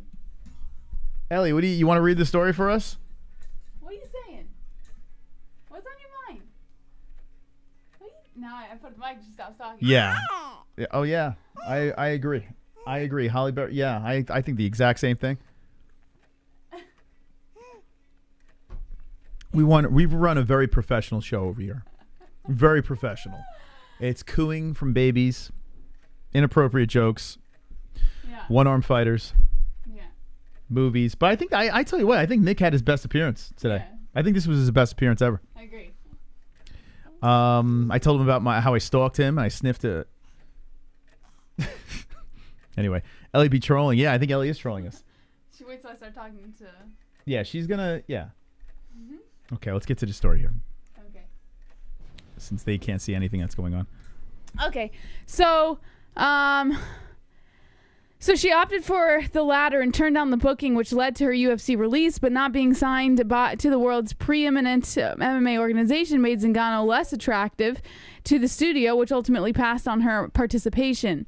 As the Grail Knight would say, she chose poorly. Zingano, however, insists her choices were made based on promises from Berry, who not only reneged on her initial commitment, but also severed all communication, and now Alpha wants the courts to award her unspecified damages, according to TMZ. She said, "I didn't want to take the ultimatum this time, so I guess you can say it was mutual. I had a project that was very, very important to me and to the MMA community and fans, and I needed to put me, my son, my training, and the first before this is bullshit. I had anything to give the UFC." I hope Holly wins. Does this lawsuit sound like incredibly ridiculous? Yeah, I mean, I think Halle Berry's a very rich woman, so someone's just looking for money. Yeah, I mean, Jesus, Kat Zingano, what are we doing here? Unless maybe Halle Berry's a complete bitch. Yeah. You know, if she's a bit, but she doesn't seem like that. Like, she's been running around with the MMA community, the whole deal, and I don't know. What the hell's going on here? This is a dumb story. I got to get out of this. By the way, yeah, Sean, we did reach out to Caleb. We wished him good luck. But like Nick Newell says, we have a habit on the show of reaching out to fighters during their weight cuts. We've been doing this for 5 years. You'd think we would stop doing that, but I forget. And then I'm like, let's reach out and just try it. So after the fight, we'll get Caleb on, back on the show. We got to see the Ford a little bit before we went live. He had a bloody nose. But two of them, he had two tissues shoved in his nostrils. Shout out to Justin the Ford Sumter. Looking forward to getting him back on as well. All right, let's go to another story. So 4 UFC fights were scratched from UFC Vegas 35. 35? Within 24 hours of each other. Oh, man. Yeah. Get Kat Zingano back. Former women's, this is according to Jesse Holland of SB Nation. Former women's bantamweight title challenger Sarah McMahon has re-injured herself and withdrawn from her Ketlin Vieira bout. Though no specific details were given, the Olympian told her social media followers she's hoping for a quick healing process. Aliaskhab Khizrev was also bit by the injury bug and forced from his fight with Alessio Di Chirico. The promotion is actively seeking a replacement opponent for Monzo, according to MMA Fighting. In addition, MMA Island is reporting that Maria Bautista tested positive for COVID and will be pulled from his fight against Guido Canetti. Like Vieira, it has yet to be determined if Canetti will remain on the card. The promotion has roughly 10 days to scare up a couple of warm bodies. Joining the list of injury withdrawals is once beaten flyweight contender Tracy Cortez. The 27-year-old flyweight contender got hurt and removed herself from next week's JJ Aldrich bout, according to MMA Junkie, though Aldrich is expected to remain in the lineup. The UFC Vegas 35 event airs on both ESPN and ESPN Plus on August 28th at the Apex in Las Vegas, topped by featherweight headliner between Edson Barbosa and Giga Chikadze. Elsewhere on the card... Good fight, by the way. That is a pretty good main event. Yeah. Elsewhere on the card, Tough 29 champs will be crowned in the bantamweight and middleweight divisions. See the revised UFC Vegas 35 fight card at the link on the website. Okay. So there's the scratches. That sucks, but... Yeah, the show must go on. Jason Knight. Did you see this? I did not. What happened? So Jason Knight got a deal with PFL, right? A former UFC fighter, went to bare knuckle with Jorge Masvidal's bare knuckle. By the way, Jorge Masvidal was on Ariel. Did you hear who the new main event is? For his next, I thought it was Felony. What is it? There were rumors that Felony was going to headline this thing again, and I don't know if he's still. I got to ask Charles if he's still fighting on that card. But the new main event. Get ready. Strap in. Ready? Bigfoot Silva. Yeah. Bigfoot Silva, the man who has been knocked out 400 million times, no business fighting anymore, versus Alex Nicholson. I like the that. Spartan. But Nicholson hasn't been on the best run lately, so I wonder if he's... Oh, Nicholson is going to knock Bigfoot's head off. Well, we thought that about a couple of Nicholson's fights. He will knock Bigfoot. And his head got knocked off. I'm telling you right now, Nicholson will destroy Bigfoot Silver. There was a time when Bigfoot Silver was a G, when he was all roided up. Then again, they might both be on roids again. They both got busted.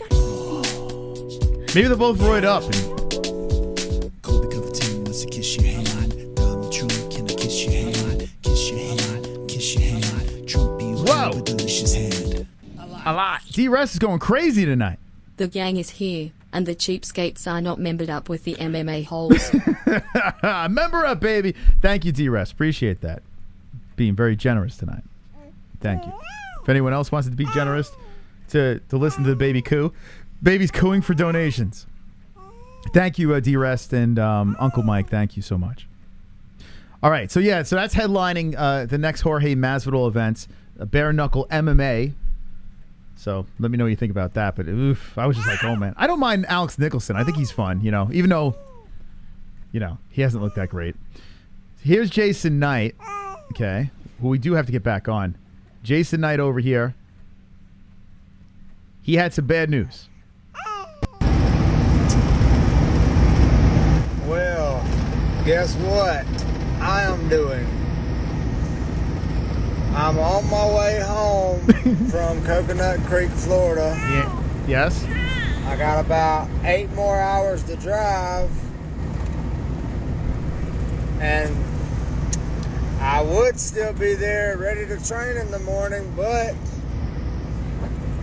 I got my results back from my COVID test. And evidently, I have COVID-19.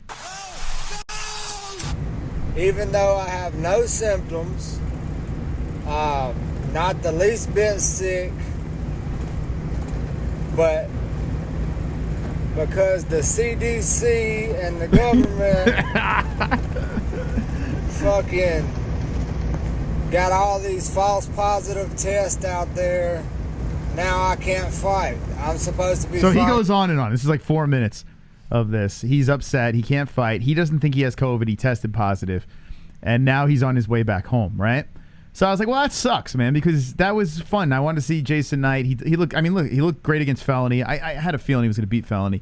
But, I mean, Jason Knight still got a little bit left in the gas tank. The guy can make some noise. And in PFL, who knows? Maybe he gets lucky and runs through the roster and gets the millie. That'd be amazing. So Jason's been on the show a bunch of times, but he's got the COVID. He's got the Rona. And he's not happy as he's driving home. And then all of a sudden... Right now, I am currently driving home. I'm about 6 hours from the house. I would still be at American Top Team getting ready for my fight, but I got my results to my COVID test last night. Wait up! Ellie! Joe B! Go Ellie!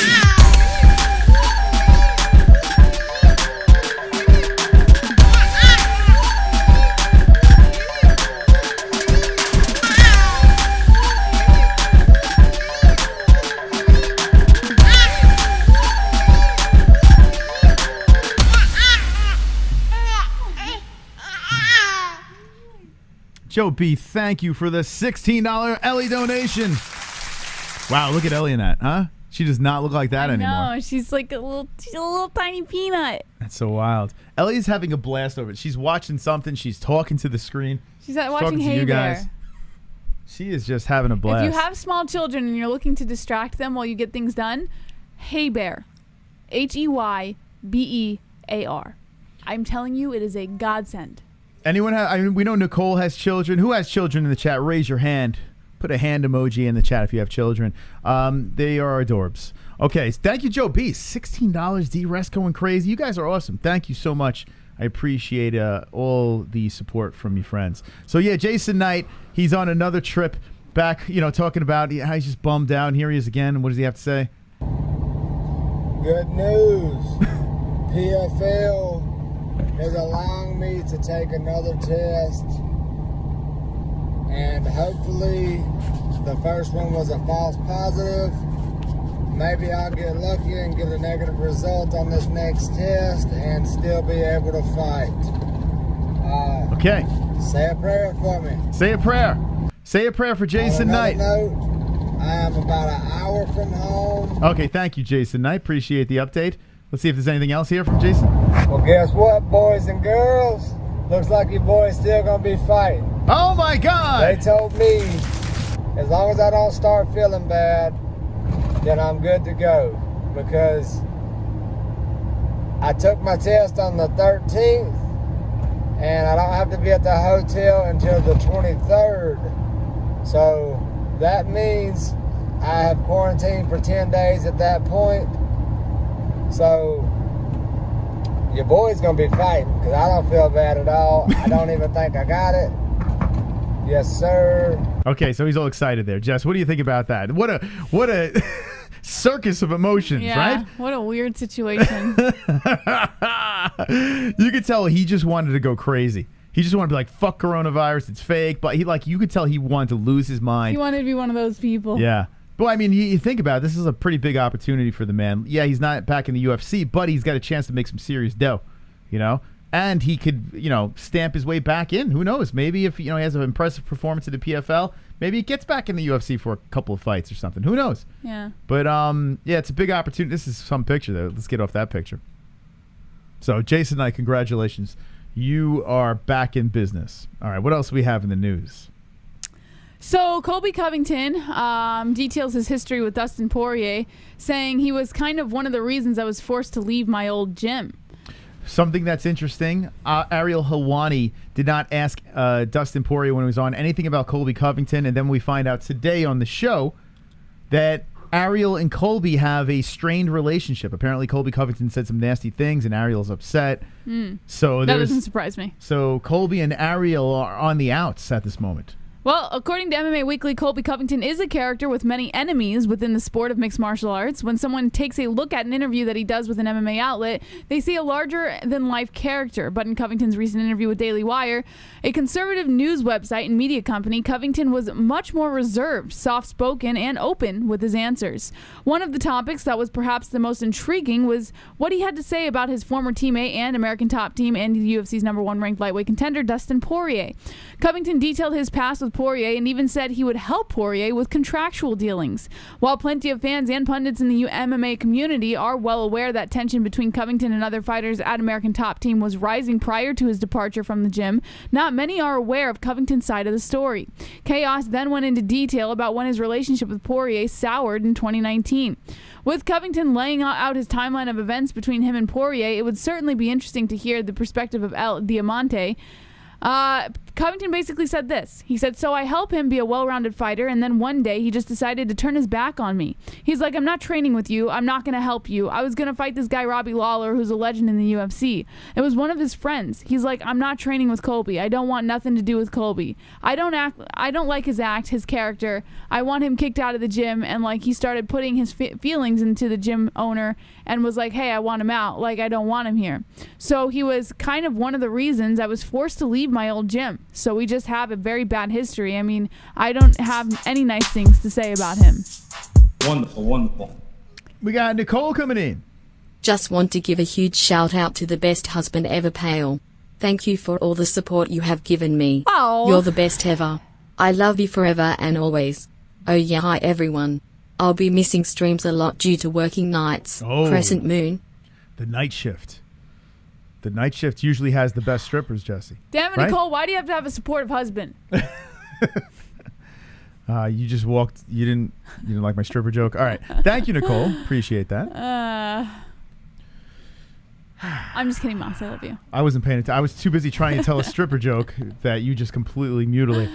All right. So Colby Covington, he doesn't like Dustin Poirier because he kicked him out of the gym. Yeah. Right. That's the story. He was responsible for. Get a room. Like seriously, Colby. Enough with the Dustin Poirier stuff. Just move on, dude. Like, I mean, seriously. Where did he say this? I think he just stopped doing interviews. He said it on a news outlet. Yeah, I thought he was stopping with the interviews. What's going on here? He's still It was going. some conservative news outlet. Conservative? Yeah. Wonderful, wonderful. D-Rest. Bless the union of Chris and Jesse and the baby Ellie. Thank you, right. D-Rest. Speaking of bless, Ellie's getting baptized in 2 months, guys. You guys want to come? Can you believe it? One's in the chat if you want to come to the christening. Getting her christening in 2 months. You want to bring him? We got, got a good 123 people. I don't think you can bring a live stream to a christening, Moss. Guys, no, you want to come? You want to just want to show up? Just make sure. I want all vaxxed people. I want to see the cards. All right? Or you're not coming in. All right. Oh, by the way, we have some things to open up here. Should we open it now, or you want to do one more story and then open? Actually, you know what? Before we do any of that shit. Yes. Head Rush is provider of the highest quality, authentic apparel for lifestyle, MMA, and action sports enthusiasts. Head over to Head Rush's with the website in the description below. Use promo code MMA-Holes. That's promo code MMA-HOLES for 20% off of your entire purchase. Beautiful stuff there. Head Rush. Love their swagalicious gear. Go check it out for yourself. Like we said before, we have it in the description. The U.S., Canada links over there to save money on shipping and 20% off promo code MMA-HOLES.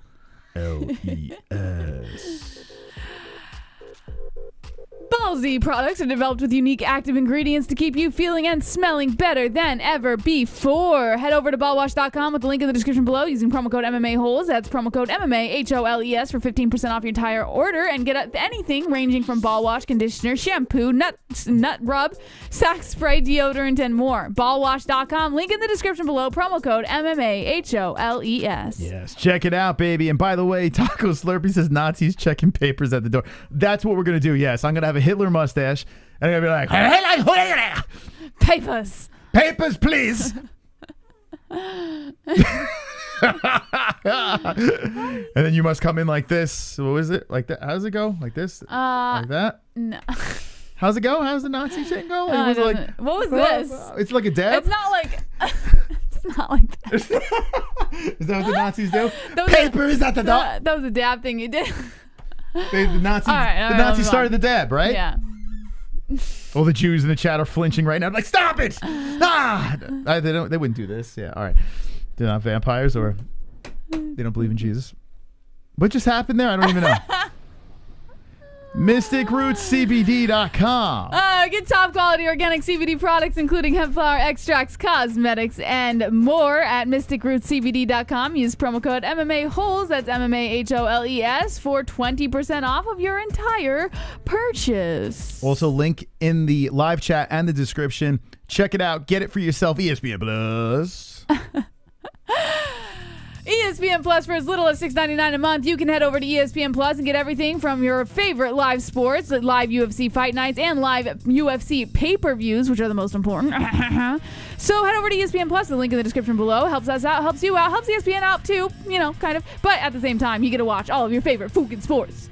That's right. All right, ladies and gentlemen, thank you for watching. Make sure you smash the like button if you like inappropriate humor, MMA news, MMA guests. Got it all here on the show. Notorious Nick is the movie. Check it out for yourself. And I think we covered everything when it comes to making fun of... I think we've literally alienated the entire internet. We made fun of some of the most horrible things tonight. We might have made fun of the worst things we could have possibly made fun of tonight. I agree. The fuck is that? I hope our baby doesn't high five like you. She could look like you. She could do anything else. But Ellie, if you high five like mom... She loves being goofy like mom. She hangs out with me most of the time, so chances are she's going to high five like me. Oh, God. All right. UFC champ Charles Oliveira supports Dustin Poirier's desire to chase money over titles, saying, quote, he's right. He is right. And also, maybe Charlie Olives doesn't want to fight the man. Did you ever think that? Maybe. Maybe he's a little shook of the diamond. What are you laughing at? What are you laughing at? According to Jesse Holland of MMA Mania, Dustin Poirier is now a father, and one day that the Diamond may have to put his kids through college. Last time we checked, institutions of higher learning did not accept UFC belts as an acceptable form of payment. Sorry, but you can't use that UFC belt to pay the dentist bill either. That's why Poirier is using his fame and his fighting prime to secure as many big money fights as possible. The Diamond has already scored consecutive fights against Conor McGregor and the sport's most profitable opponent, and wouldn't say no to a potential Nate Diaz payday. Reigning UFC lightweight title holder Charles Oliveira ain't even mad about it. He said, quote, today nobody wants to know about a belt. He said this to AG Fight. He said, quote, they want to know about money and money in your pocket. They fight against Conor, made a lot of money for Dustin Poirier. A fight against Nate will make a lot of money too. We are human beings. It depends a lot on each person. I would rather fight for the belt than for a champion or than for the money. I had a focus. I wanted to be UFC champion. Today I'm UFC champion. I want to make money. I want to have money in my pocket.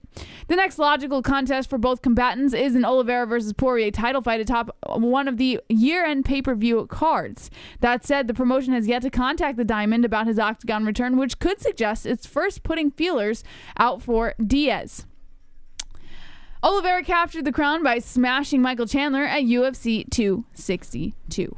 All right. The Diamond versus Charles Oliveira, or the money fight. That is the question. Make sure you smash the like button, friends.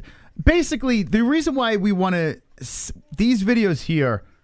when we have certain guests and stuff like that, if they don't do well with the algorithm or with the likes and the whole deal, we will stop having guests on. Like, we just want to go where the flow is. You know what I'm saying? So we have to know if you appreciate guests and stuff like that with likes. If we don't see the right amount of likes, we're not going to drag guests on the show because it doesn't really do anything for us. So hit the like button if you want to see more guests over here. And if not, don't hit the like button.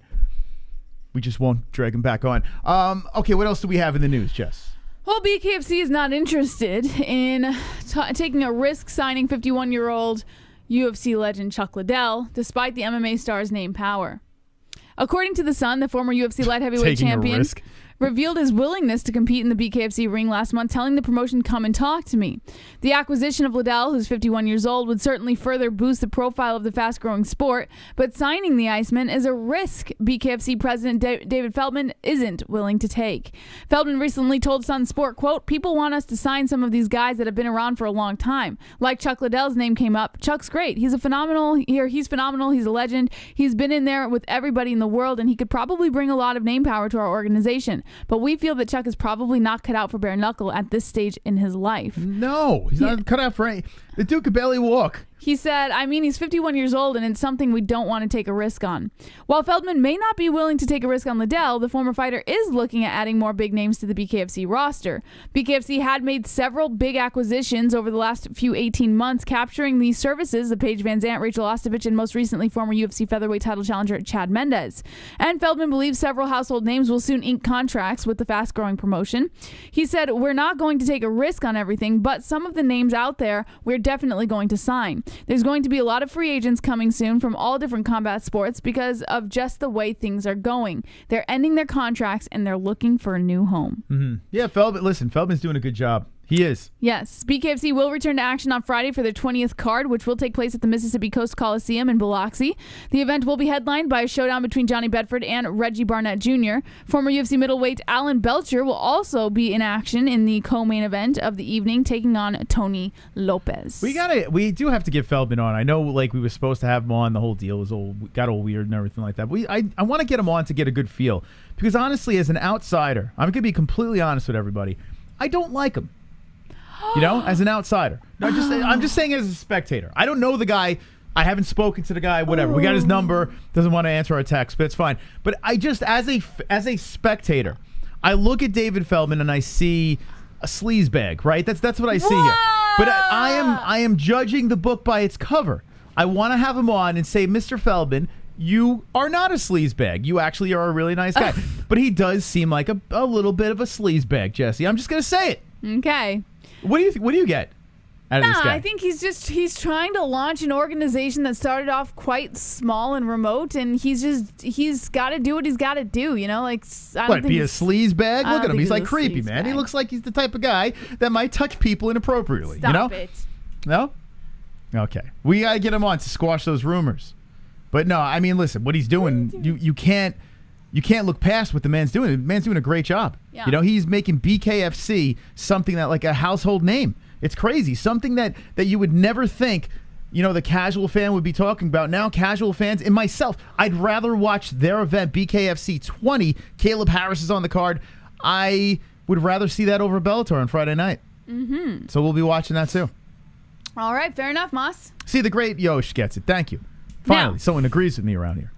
According to MMA junkie Farrah Hannon, TJ Dillashaw is willing to fight legend Jose Aldo, but only when he gets his belt back. Well, TJ's not going to fight until next year, right? Well, TJ Aldo's good. That's kind of good.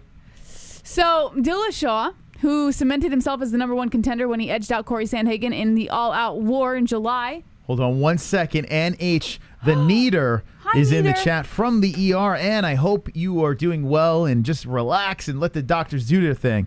But I am sorry to hear about the fall. God bless you. As the baby sneezes. God bless you.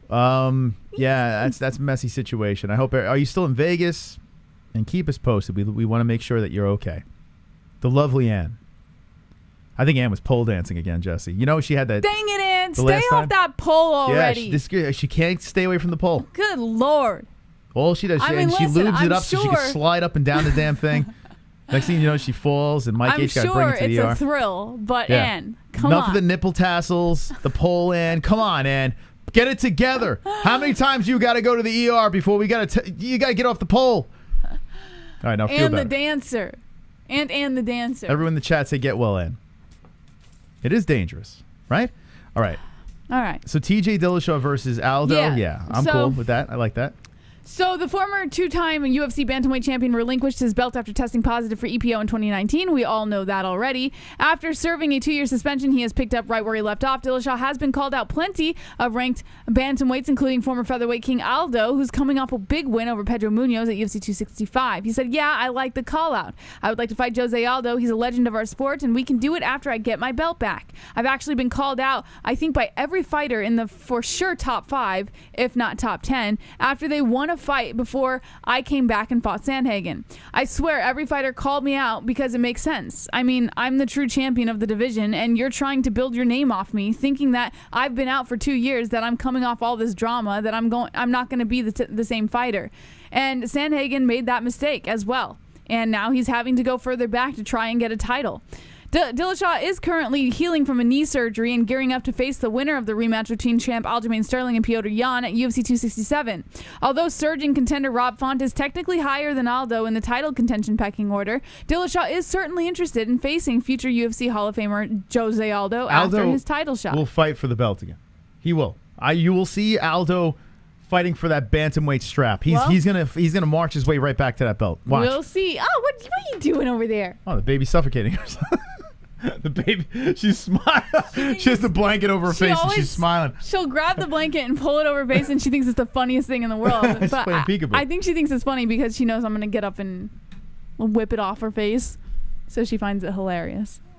I never in a million years thought this show would have babies cooing in the background. I never would have thought it, but here we are. And she's just laughing away. Just having a grand old time. Yeah, so TJ versus Aldo, that's cool. I like it. And yeah, by the way, Glove Touch. Yes, we have your plaque here. When Open the news it up, Moss. when Let's the see news it. is done, we're gonna get to the plaque, and there's another package from a place that sent us something. We're gonna check that out as well. At the very end of the stream, we're gonna be doing that. If you missed Nick Newell, he was live on the show from FAA, the gym, his gym.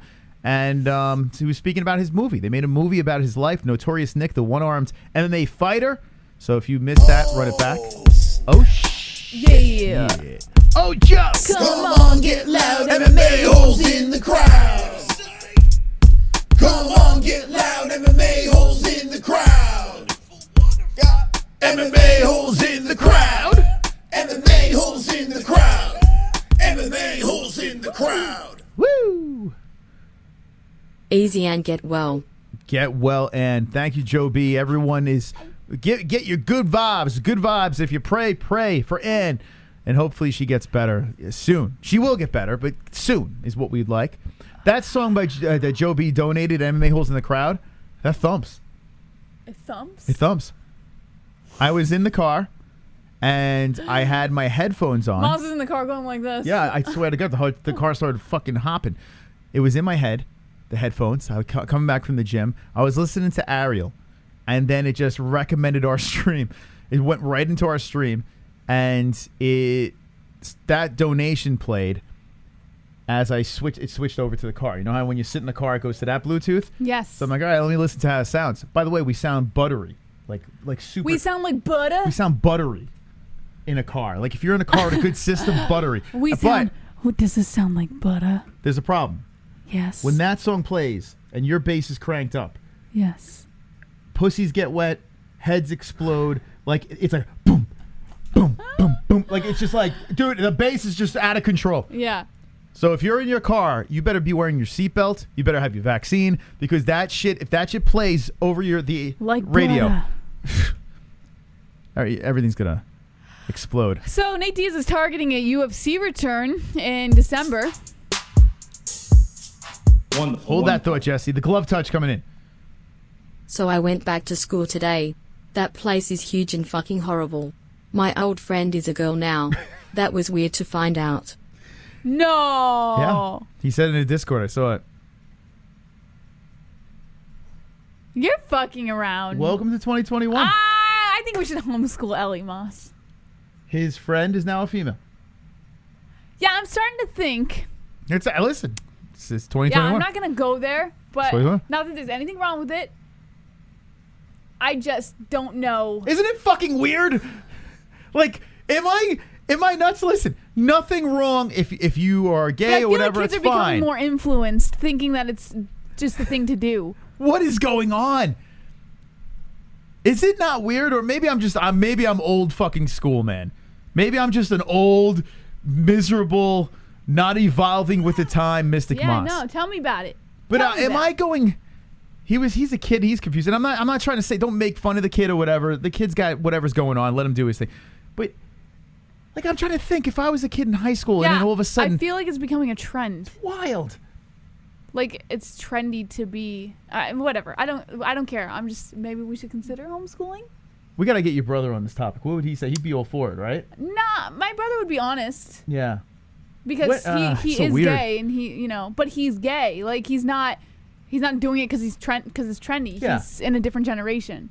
So I guess he would probably accept it, right? As a kid. So he would probably be more honest about. So weird, man. I gotta bet talk he to would him. say it's probably a trend. At Thanksgiving, I'm going to talk to him. I'm going to say, hey, listen, help me out here. Because I'm an old... I bet he would be honest about it. I mean, listen, I'm just trying to learn here what's going on. I'm trying to figure this all out. Yeah.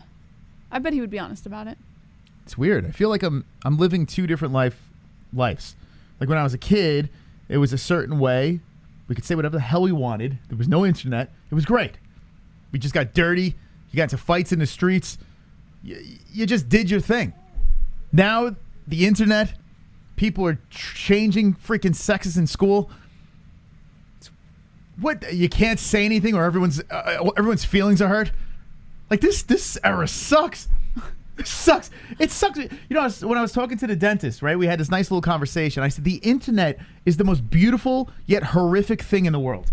Like, if it wasn't for the internet, we would never have the MMA I holes. do believe the internet makes things a little more acceptable. It's beautiful, though. The internet is a beautiful place. Why do human beings take something so beautiful? See this? Why do human beings take this and just make it shit with just sensitive people? I'm not talking about the sex change thing on this situation. I'm talking about the sensitivity. It's just weird. Anyway, I don't know. Nate Diaz, what do we got? Yeah, so Nate Diaz is looking to come back in December this year, actually. Several high-profile options for opponents, they say. Nate Diaz is looking to fight one more time in 2021. The one-time BMF title contender is currently targeting a return to action in December, though no date or opponent has been booked yet for his next fight. Remember, by the way, Nate Diaz 2022 will be a woman. Natasha Diaz. You're so inappropriate. That's right. You deserve to get slapped in the dick. Natasha Diaz next year, 2022. Everyone's mind's gonna be blown because he does have a nice rack. Look, I mean, seriously, you might be able to put a bra on that thing, right? Actually, he's pretty shredded in this picture. When the hell did he get this yoked? What was this? UFC 202? That was a rematch with Conor? I guess. I think that was, right?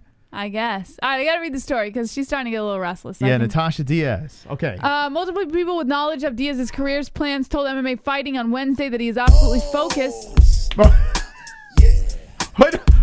bump it. Come on, get loud, MMA holes in the crowd. Come on, get loud, MMA holes in the crowd. Well, you're missing the story. MMA holes in the crowd.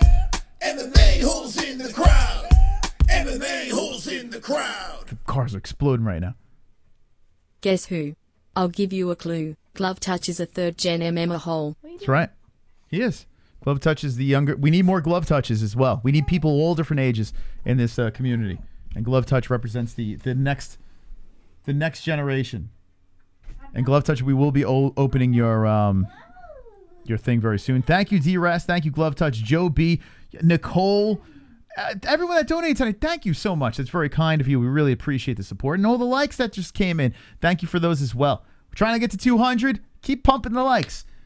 How's Ellie doing? She wants to play? Well, she's got 15 minutes left. She can do it. Ellie, you want to get through the news? You want to read the news? When Ellie gets to a certain age, we'll have her read the news off to the side. Right, Ellie? Oh, she's done. Okay. So Nate Diaz is going to return December. That's what he wants to do. Who would be the opponent? Jorge Masvidal was sniffing around. Maybe they'll rematch that. Jorge. Poirier, which I like a lot. Even though I know Poirier should fight for a belt. I think I'd rather the Poirier fight. Nate versus Poirier. December. Isn't that? No, MSG is November. Dustin the Diamond. What else we got there? Does he want to fight at 170, 155? Actually, if he fights Poirier, I would put money that's at 170. You can't have more glove touches. There is only one glove touch. That's true. Okay. Ellie. Okay, guys. Where you going? What do you mean, where am I going? She's going to need a diaper change and everything. You want? I'll change your diaper. Get over here. Hey, baby.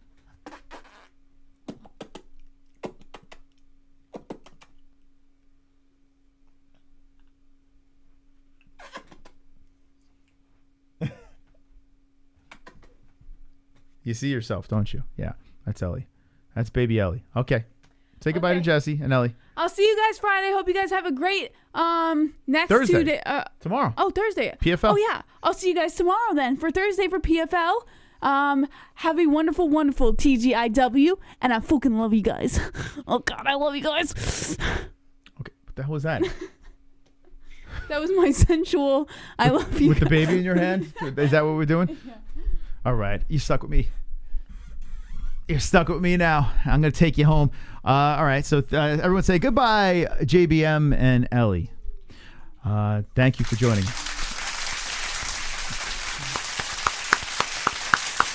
And the sensual goodbye. All right. So Nate Diaz in December. Who do you want to see him fight? I'm saying Poirier. I want to see that. I don't care if Poirier fights for the belt. Even Charles Oliveira in the story before that. Before that. Charles Oliveira said he should take the money as well. I don't think Charles Oliveira wants to fight. Charles versus Dariush, Poirier versus Diaz at 170. I don't even care if it's at 150. Let the guys eat a little. It's all about Mas and Dana White. Okay, Tony Ferguson. Yeah, you know what? Don't hate it. I don't hate it. And they can fight at 170 as well. Why not? Nick versus Nate, you know that's not going to happen, man. Nate versus Luke. Oof. Oofa. Well, Luke did throw it out there if he doesn't get a title shot or whatever. Man, Luke's right in the mix. Luke's interesting. That's a pretty violent fight. Poirier already pulled out to get the fake title against Max, 108. I constantly blame AIDS for all my problems and failures. Okay, that's good to know.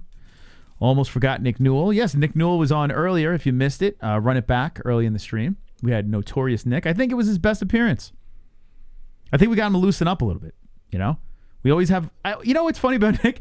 Every interview we have with him, it's always weirdly uncomfortable. It's always my fault. But we have this bizarre, weird friendship thing. I don't know. It's odd. We have an odd relationship, but I like the guy, Nick. I think he's all right. Plus, he can kick my ass, so I got to say that. Let me sit in the other chair. Yes, we'll have over here. That'll be fun to have a guest host, you know? Every once in a blue moon. I wouldn't mind doing that. If one of us can't make it to the show, we have a guest. I tell you what, nothing's impossible. Kunitskaya. Let's see what Kunitskaya's got over here. Says she did not fight at UFC 264 while pregnant. Mind your own business. Yeah, we speculated that too. So I guess a lot of people went nuts about it. Yeah, I thought she might have been pregnant too. All right, so that's good to know. Damn, she goes, mind your business. Just mind your business. I've always liked Newell. Yeah, he's a straightforward guy. I have a lot of respect for guys like that. There's so many freaking phonies out there. He is what he is. He doesn't give you anything, like he doesn't fluff it up. He's just him. Put my PFP on a cardboard box. I forgot the date is Woodley fight this weekend. No, it's next weekend. Next week. So think about this week. We got a busy schedule. Tomorrow's PFL. We're just going to do the main card, Kayla Harrison. I just did the Trump thing there. It's going to be nice. I just did a Trump. That was the weirdest thing. PFL's tomorrow. We'll do the main card. Watch Kayla kick some ass. And Bellator, Bare Knuckle, is Friday with the brand new Fuko Friday that we're doing.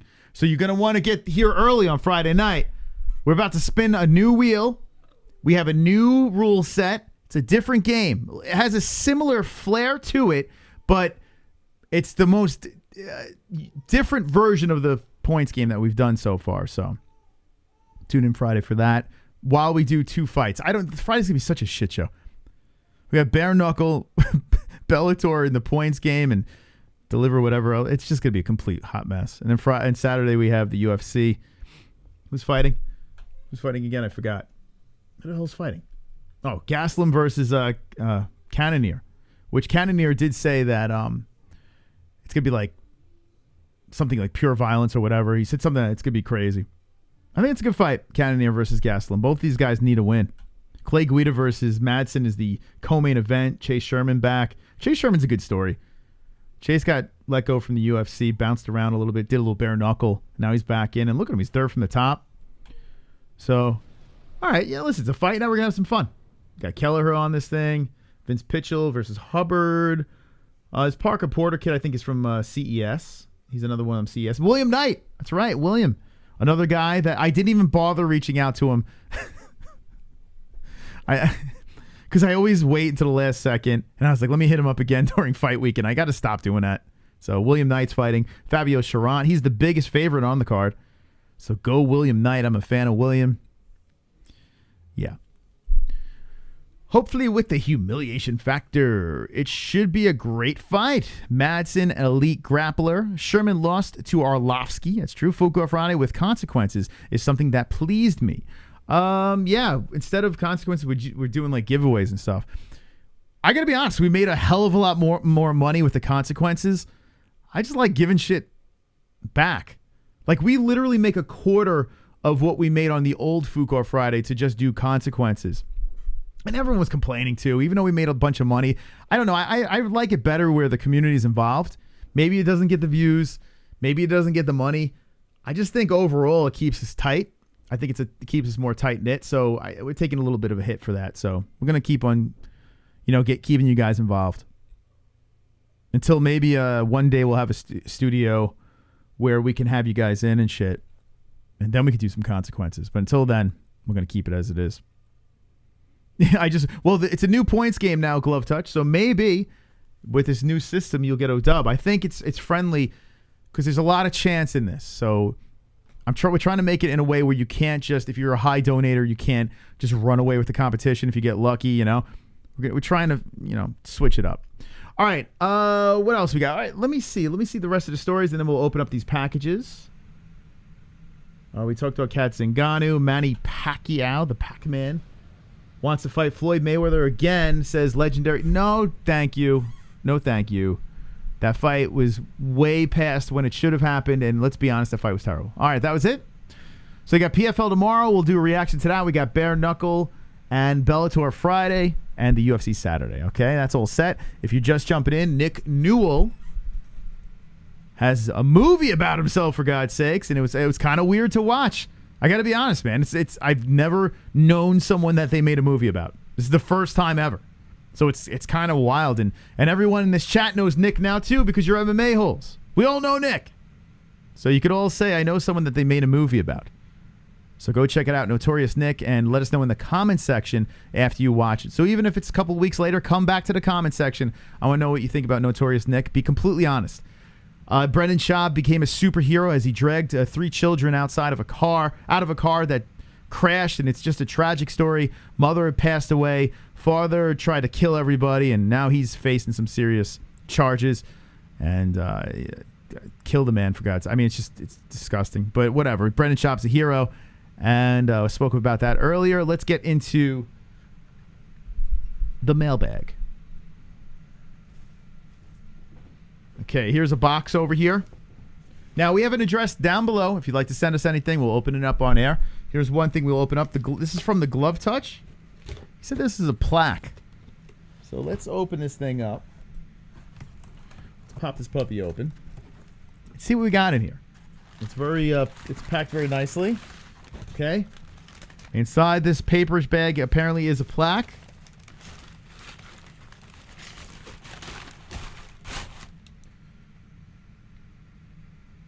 Ladies and gentlemen, we hit 50,000 subscribers, and the Glove Touch made a fit. Oh, that's fucking cool. So it's really green, but because we have a green screen up, it actually looks cooler like this, to be honest with you. But shout out, what the fuck? That's not the scene I was supposed to go on.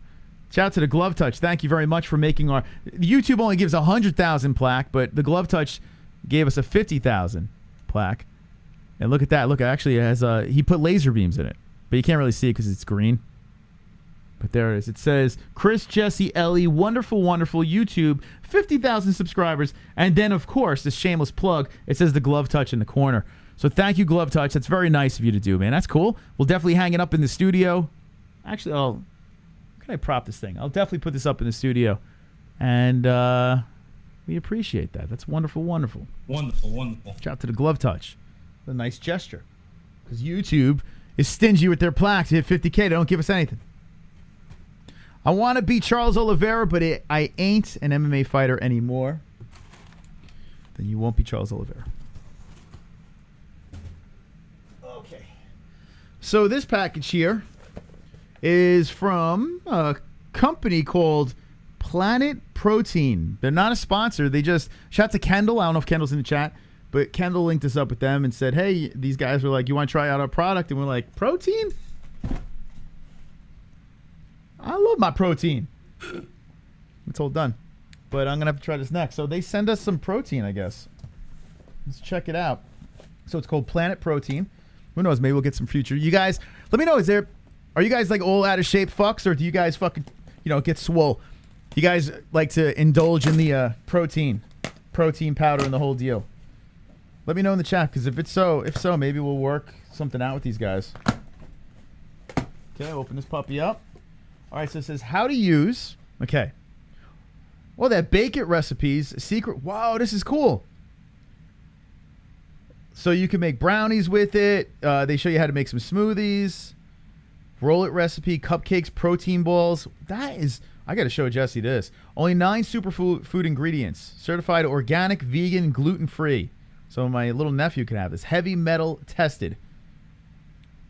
I tell you what, this shit looks legit. This shit looks legit. Planet Protein. I see CrossFitting over there, getting jacked as life. I'm like 2017 Overeem. I'm in shape, Brazilian. All right, so you guys, if you guys do like to indulge in like healthy stuff, or I mean, listen, protein, brownies and shit like that, it doesn't seem like it's healthy. But if you're gonna eat stuff that are like kind of sketch, you might as well eat it natural and pump it up with protein. This looks pretty good, man. The recipes actually look really good. Whey protein, yeah, whey's the way. Whey's the way. Okay, let's look and see what they got here. Let's see what they got. Oh shit, this is. Well, they hooked it up. Superfood protein powder, made with only 9 organic ingredients. Chocolate magic. We told them to send us chocolate. I like 22 grams of protein per serving. It's got 4 grams of BCAAs and 0 sugar, which I like. That's very nice. 3 carbs. Damn. Mix 4 tablespoons of chocolate with chocolate magic with plant-based. I can't talk. Plant-based milk. Or add in smoothies, oatmeal, baked goods, pancakes, you name it. I'm gonna try this out and let you guys know what I think. B12, BCAAs, omegas, complete protein. That's fucking cool. Look at that. Is it FDA approved? Yeah, you don't need to get the shot. So check this out over here. Chocolate Magic. Planet Protein. Shout out to Planet Protein. Let's see, they sent something else over here. Okay, they sent vanilla too, so we can try out vanilla. Or vanilla. 20 grams of protein. So vanilla has 2 less grams of protein. 0 sugar. And it has 1 more carb. Not like it's a game changer. That's kind of interesting. The calories difference is there's 20 less calories in vanilla. So less calories, 1 more gram of carbs, 2 less grams of protein. So just by looking at the bags, I probably would go with the chocolate, but I'm going to try both flavors and let you guys know. But that's awesome. So thank you very much, Planet Protein. Let me cut a little promo. Planet Protein. Get it. It's wonderful, wonderful. Wonderful, wonderful. Did that work? Get that promo code. Yeah, if you guys, seriously, let me know. One's in the chat. If you'd be interested in something like this, we will get a promo code to it. I'm going to look at their website. Let me see how much these things go for. Planet. I'm always looking for like the next protein. Planet Protein, 100% vegan plant. Here we go. So here's their website. All right, so it looks like Drunk Savage is the only one. Okay, here's their website over here.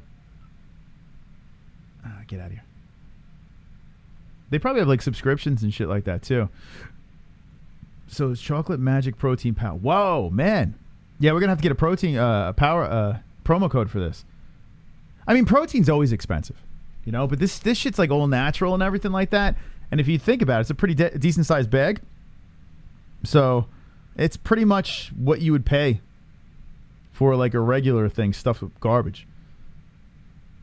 But yeah, we're gonna have to get some sort of promo code on this. All right, well, I'm gonna talk to Jesse. I gotta try it first. If we don't get a promo code, that's because I didn't like it. It's because I'm just gonna keep my mouth shut. But it looks good. I'm gonna give it a shot. All right, so what? We have 2 people. Okay, maybe we won't even bother. The vaccine boosters. Now I'm getting forced to take it. You try it? Yeah. Are they forcing you to take that too? That's fucking. It's just nuts. I guess I don't know. I don't want to go down that road, man. I am pro-vax, but I just don't understand like the shoving it down people's throats. I do think it helps. I think. I don't know. If I knew for sure, I would force my opinion, but I don't, so I'm not going to. But yeah, it's getting stupid. Love you, ma sexually. Nice. You'll order it, Seamus. You don't know me, bitch. Okay. All right. I think we covered everything. I think we touched on everything there. I'm trying to think if there's anything I missed. No. Anyway, we have a subscriber-only chat, and that's how it's going to be. Even if it seems like it's a little slower, I'm cool with it. I'm down with this. I just want to talk to the MMA holes. I got to be honest with you. So if you want to be an MMA hole, subscribe to the channel, hit the notification bell, and you will have the ability to chat with us. I'm not letting the nudniks in, man. Not happening here. I want strong MMA holes. I don't want no fancy pants like Fruit Loops, soft son of a bitches running around in the chat. Yeah, shut up. Get out of here. The dislikes can die of AIDS. Well, they don't have to die, but they can get the fook out of here. Yeah, it is. Hold on. I remember when my brother was going through chemotherapy, the protein mixes in a tin were very expensive, but through cancer-related discounts, he got it cheap compared to normal prices. Protein is expensive, especially the more natural stuff out there. Yeah, it's expensive. Anything natural is expensive. It kind of sucks, but who knows? Maybe we can get a deal.